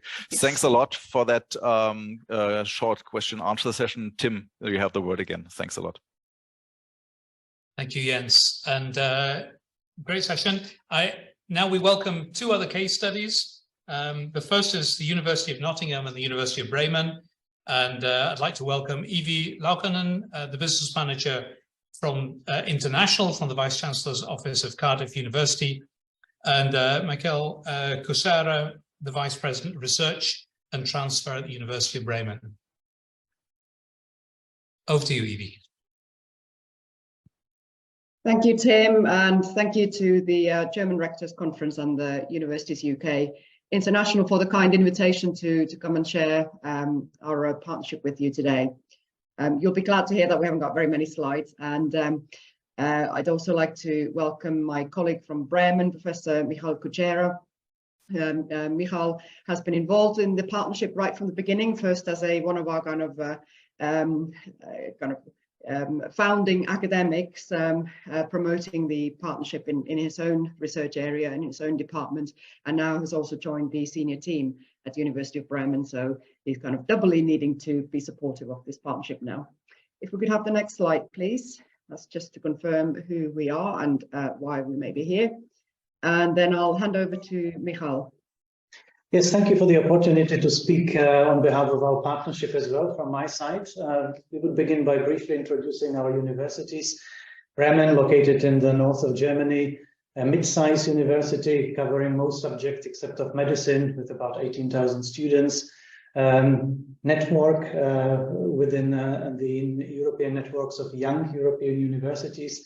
Our universities is about the age of myself, and despite that young age, we have managed to make it to the something like 10 to 20% of German universities when it comes to research, with a significant part of our funding being driven by third-party competitive funds.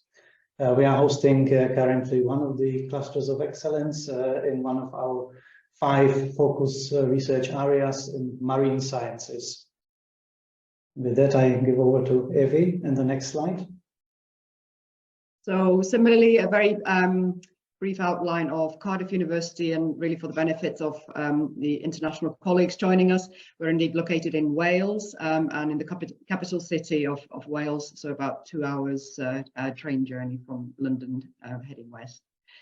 We are also one of the larger universities in the UK, member of the Russell Group. We're sort of in that, we were ranked as the 14th university in the UK for so-called research power in the latest research excellence framework. And we're also quite large in terms of our sort of student numbers. Next slide, please. I'll hand over back to Michal. Yes, a good question. What brought us together? It is a slightly different partnership that we are presenting in here, beginning with many links that existed bottom up, but also incidentally links and friendships that existed top down, and those two aligned well, and as a result the leaderships of both universities launched an initiative within their own universities first to establish would this be of interest, driven not only by our interest in linking internationally, but also at that time driven by our expression of concern with respect to the unwanted side effects of Brexit and isolation of academia, which is going against our core values.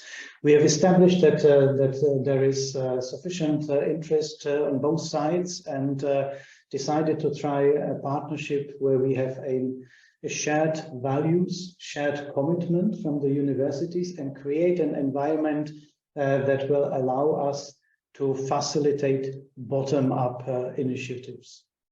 And this is where we go to the next slide. So just to give a little bit of an idea of what the setup is. So we formally launched in early 2019. So we're coming up to our kind of first 5-year review and renewal point next year. And really the partnership from the beginning has been intended to cross between research and education. So student mobility has been a key strategic objective for Cardiff University for a long time now, as well as international partnerships more broadly. And it was clear that that was one of the areas that we wanted to bring into this partnership as well. What we also did was that the partnership has been open for collaboration in all disciplines from the beginning.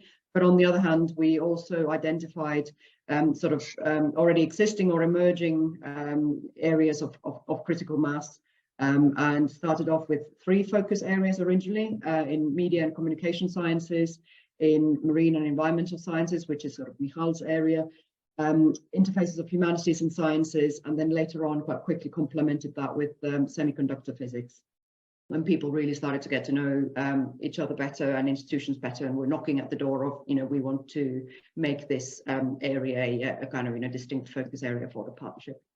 In terms of the agreement structure, it's kind of, it was a set of 3 agreements. So one obviously for the overall cooperation, but also we wanted to sort of drill into specifically the staff and PhD mobility aspects, and establish the collaborative fund to kind of support those activities specifically. And we also signed what we call the affiliation of staff agreement. And that was really just a starting point and a basis and a kind of statement of commitment to at least start exploring the models, how we could make that happen in reality. And I think one point to also sort of highlight overall is that there is no significant financial investment behind any of this. So we're talking an investment of, a few thousands per year from both institutions. So we didn't set out to kind of do great things and make lots of new sort of joint appointments or kind of PhD programs, because that was just not realistic in terms of the resource that we were able to put into this. But we've nevertheless kind of set out a structure and a direction of the type of areas that we really want to kind of try and tackle and work on together. Next slide, please. I would say the strength of our partnership is in the high commitment of the involved people, which means frequent visits and proactive searching for opportunities.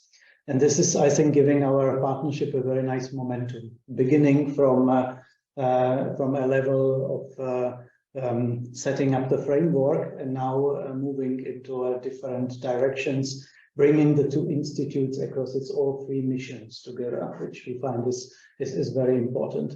Of course, no partnership can work without any kind of initial funding, which in our case we call the Bremen Cardiff Collaborative Fund, that we have used to create targeted awards to bring groups and researchers together to consider joint activities. And we have now seen the first success in joint applications and projects by national funders in the European Commission, including success on both sides, an exchange with Marie Curie fellowships, for example.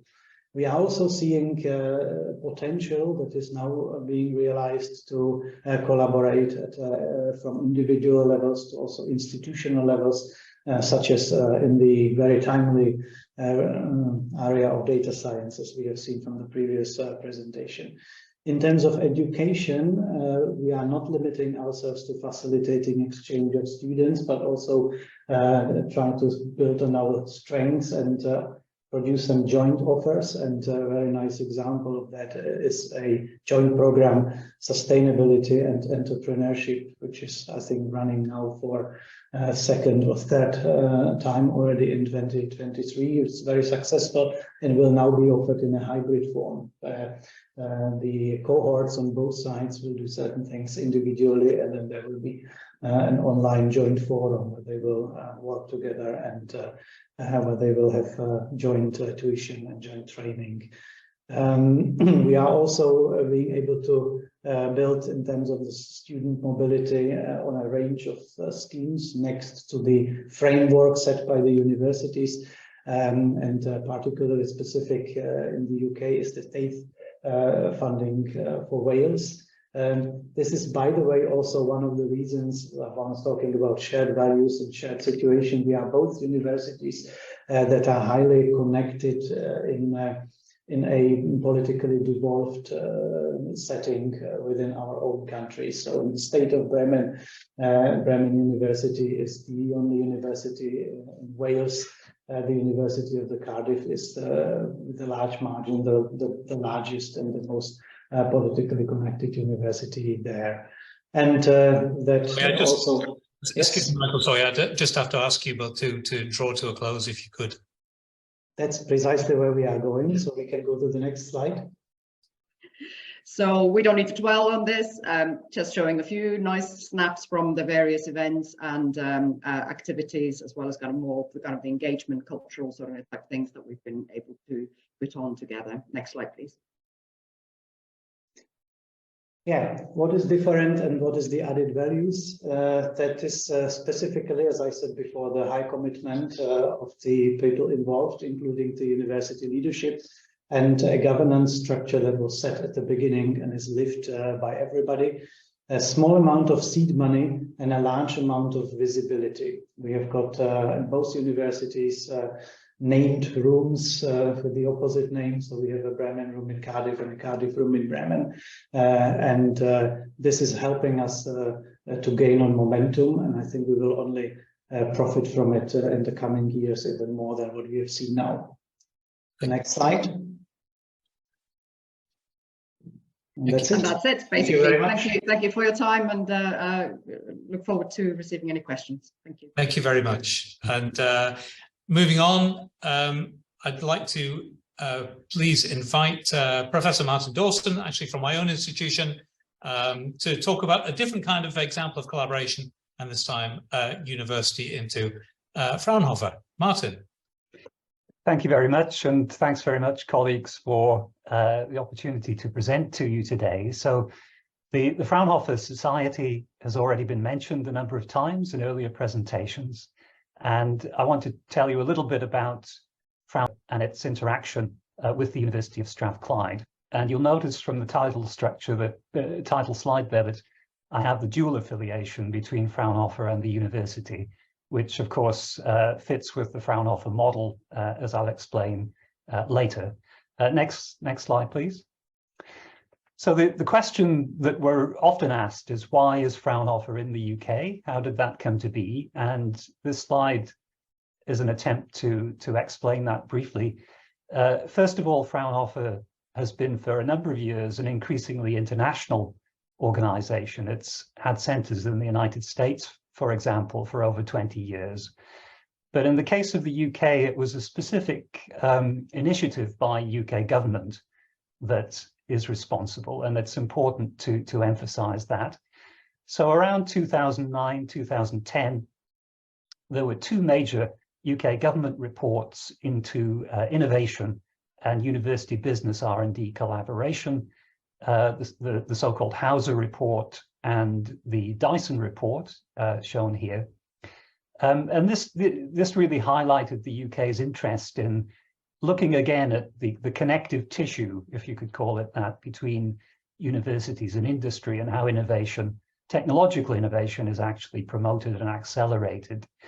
And of course, UK government was very aware of the Fraunhofer Society as Europe's largest application-oriented research organization, and its successful track record over many decades. And the headline numbers of Fraunhofer are shown again here, but also featured in Olaf's and other presentations earlier.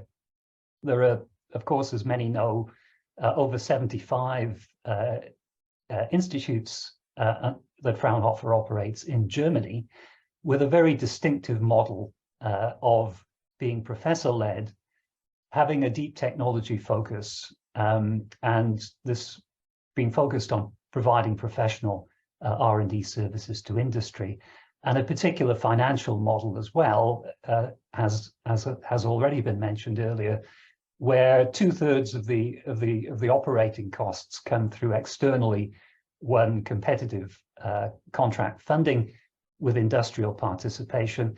The other third is public base funding, and in our case that comes from Scottish Government. And just before we move on, I'll just highlight the Fraunhofer Institute for Applied Solid State Physics in Freiburg, which is the partner organization for our center here. Next slide, please. So on the basis of that UK government's approach to Fraunhofer Germany to encourage collaboration, a process was put in train that actually ended up involving about 30 different UK universities initially, but there were stages of sort of down selection that resulted in the focus at Strathclyde and the focus on photonics, light-based technologies. And the main reasons that we ended up with the responsibility and the opportunity to create the first UK Fraunhofer Centre was the fact that we'd had, as a university, a long-standing collaboration with Fraunhofer IAF going on over a number of years.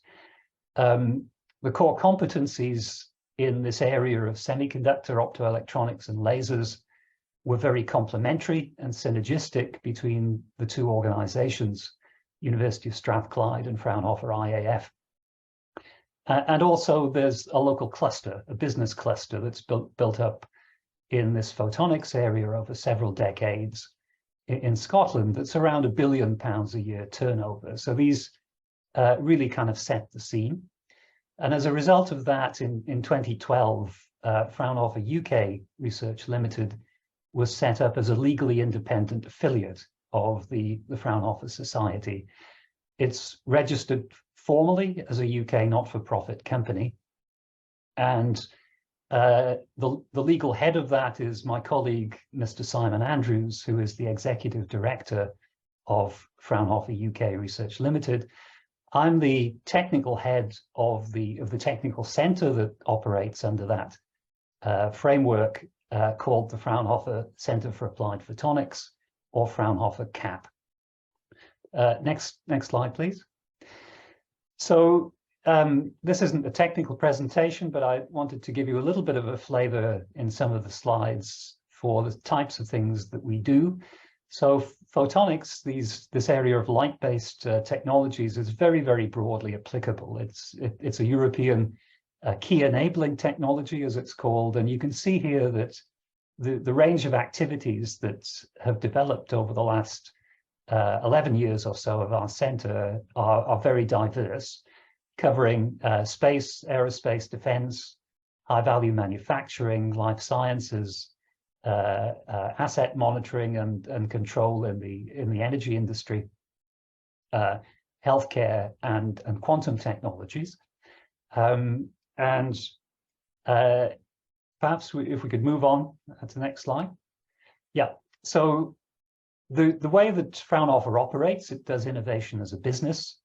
It does innovation in a business that is set to grow organically. So it builds from the ground up on the basis of delivery against year-by-year business plans. And this is the current status of our center after 11 years. We're 70 staff. Many of these have PhDs from obviously the UK university system.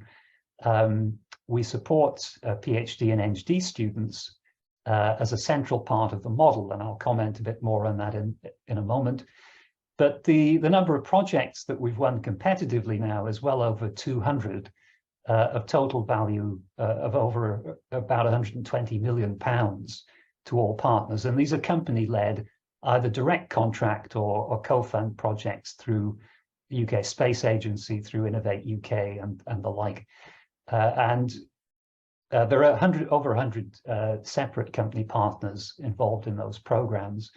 So this really validates, if you like, that the market was right and the opportunity was right for establishing this centre in the UK. Next slide, please. So the essence of operating a Fraunhofer Centre or Institute is its partnership with a university. In our case, it's formally with Strathclyde. There's a legal agreement between Fraunhofer and the University of Strathclyde.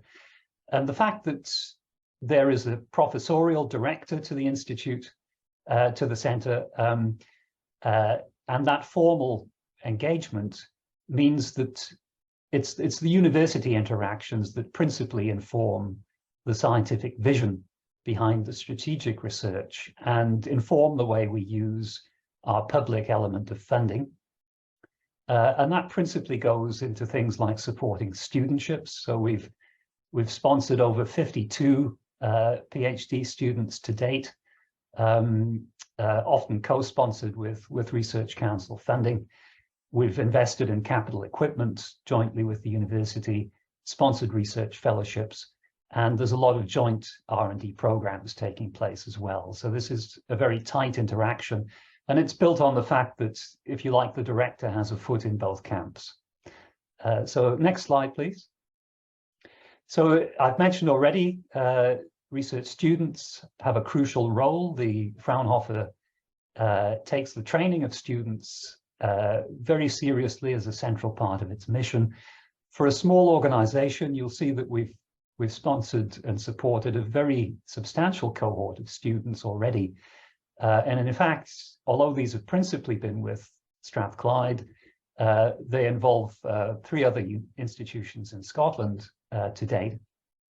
And as the business grows, if it continues to grow as we intend, then our ability to support those studentships UK-wide will grow as well, and that's very much part of the intention.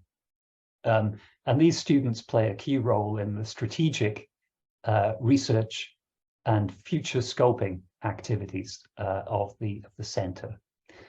So next slide, please. So I think I have, Tim's limiting me to about a minute more, but I'll maybe just speak to this slide and then the last one then, just in the interest of time. But one of the key themes that we identified very early on was the importance of quantum technology. This is big news internationally now, of course, but the UK was in the fortunate position to put a national program in place back in 2014, very, very early. And this Fraunhofer Centre in the UK has been very successful in that. It's the largest holder of Innovate UK funding in this area and collaborates with the most industrial partners. But we have very strong engagement in this area with our colleagues in Germany.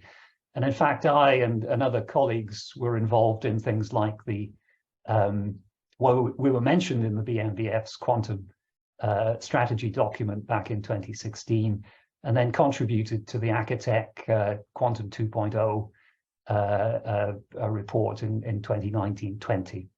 But maybe we could skip ahead just to my second last slide, please. Just keep going. Keep going. Keep going, please. Yeah, sorry, back one. So, of course, a lot of our collaborations, as well as taking place in the UK, also take place with colleagues in Germany. We've collaborated with over 15 separate Fraunhofer institutes in a variety of programs internally funded, subcontracting under BMBF or European Horizon and framework projects. This is an example of one. This is a very substantial internally funded program on quantum-based magnetic field sensing, involving us in partnership with multiple Fraunhofer institutes. And it's maybe important to say that another big theme of our collaboration with Germany is on wind energy and the monitoring of wind turbine and wind farm systems. Sorry, Martin, I'm afraid I am going to have to ask you to draw to a close.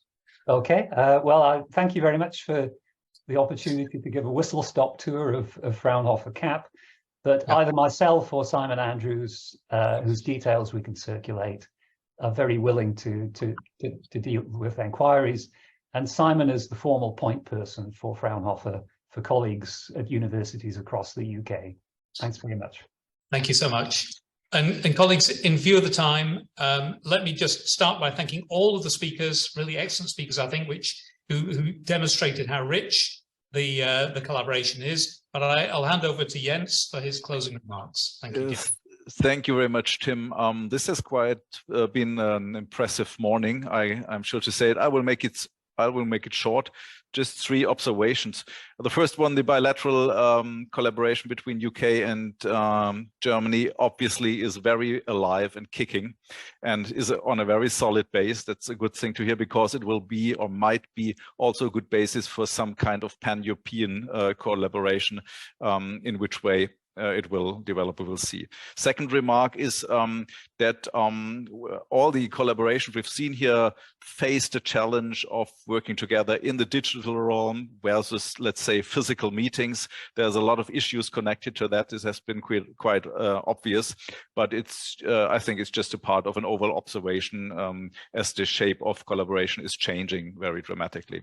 Last observation is that I was quite astonished how similar systems are if you look at them closely, and I wonder if there are chances to capitalize even more on the similarities in the structures and also the similarities in the mindsets our colleagues have.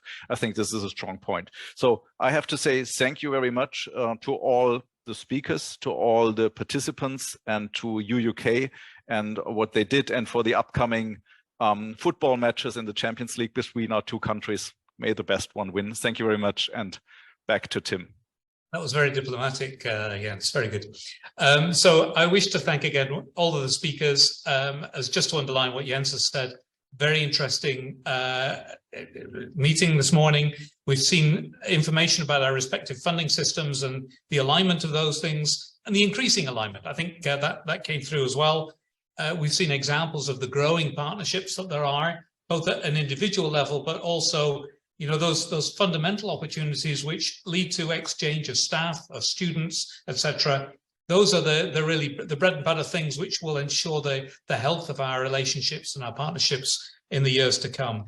And finally, I think you've heard a commitment from the institutions on both sides, whether the funding organizations, the university organizations, the universities, but also the academics, to our future collaboration, and that's the most important thing, I think, for our 2 countries.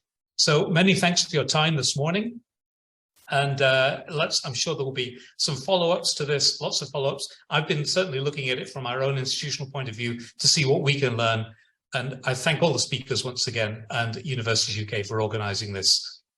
Good afternoon. Thank you.